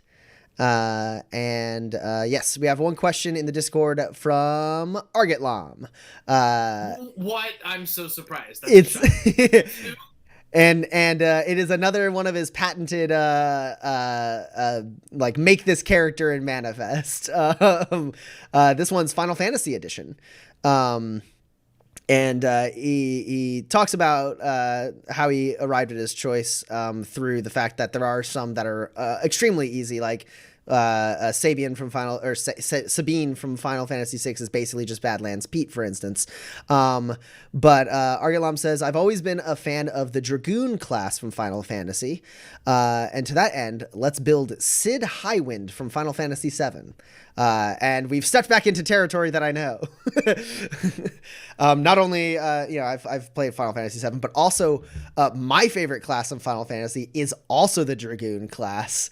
And my favorite character in Final Fantasy VII is Cid. So I'm all over this. It's extremely easy to make a Dragoon type character in Manifest. They would want to be illuminated for sure. They wouldn't have to be if they want to, like, use a jetpack or something, but they probably want to be illuminated because there is actually a somatic power in Manifest that is just makes you jump really far and real high and not hurt yourself doing so. And that. What's that? First power I ever used. Yeah, just yeah, that's right. Yeah, your brother Theodore leapt across a massive street. Yeah, so a Dragoon in Manifest probably is an illuminated character with the super jump power, and they would probably wear, like, heavy armor, which is great because that actually wouldn't hinder your ability to jump in that way, because it would at most probably maybe be a gymnastics test, but, like, Also, like to get the height and the distance, it could be athletics, which is not going to be hindered by heavy armor. So they probably have that and like a medium or heavy melee weapon that's like the spear, and they just leap up in the air and then land on someone. You kind of actually, if you watched any of the stream content that we did before this campaign, when it was just Addie and Dan, Dan was playing the pre-made Carney Brawler. A lot of people. Yeah, you jumped out and fell on a bunch of people. Yeah, the Cardi Brawler pre-made has super jump, and Dan used it to great effect with his guy. Just really, like, he didn't have to, but it was so cool when he did. Gravity, if you can use it to your advantage, you shouldn't. Yeah, absolutely. So that's the super easy way. And then, like, as far as Sid goes, it feels like he probably is, like, his history is probably nomad, and he's got really high piloting, and like all that jazz. You can't quite make a big old airship in Manifest, but you can have a dope plane. There's no rule that you can't tie 6 or 7 planes together. Yeah, and probably not something to the mechanically to the size of that. I mean, it'd be really easy to homebrew it. You just take like there's like a cargo plane. There's like stats for a cargo plane. You just kind of make that a little bigger, and then you basically have an airship there. Make up that seats like 8, I think. Yeah, which is like totally enough for within a tabletop RPG's campaign, like an airship to seat your whole crew. True. Yeah. I mean, how often are you going to actually have more than 8? Yeah, absolutely. I love that one. I don't see any other questions in the stream chat. And I don't have any more in the Discord. So I do believe this is where we are going to wrap up for the evening. Thank you all so much for watching. Hope you had fun. I know I know we did. And we are going to be back on, I believe, Addie, you even showed us the schedule, and I'm pretty sure it's true. We're going to be back on October 20th, a week from today. And we'll see what happens with Roland and Leo Riggs in the lower levels where, things aren't great right now. It'll be fine. I'll be fine. And we are going to leave you with some great music written by our very own Seth Lilly. So enjoy. Goodbye. Thank you. And follow and subscribe if you haven't already. Do it. Do it now.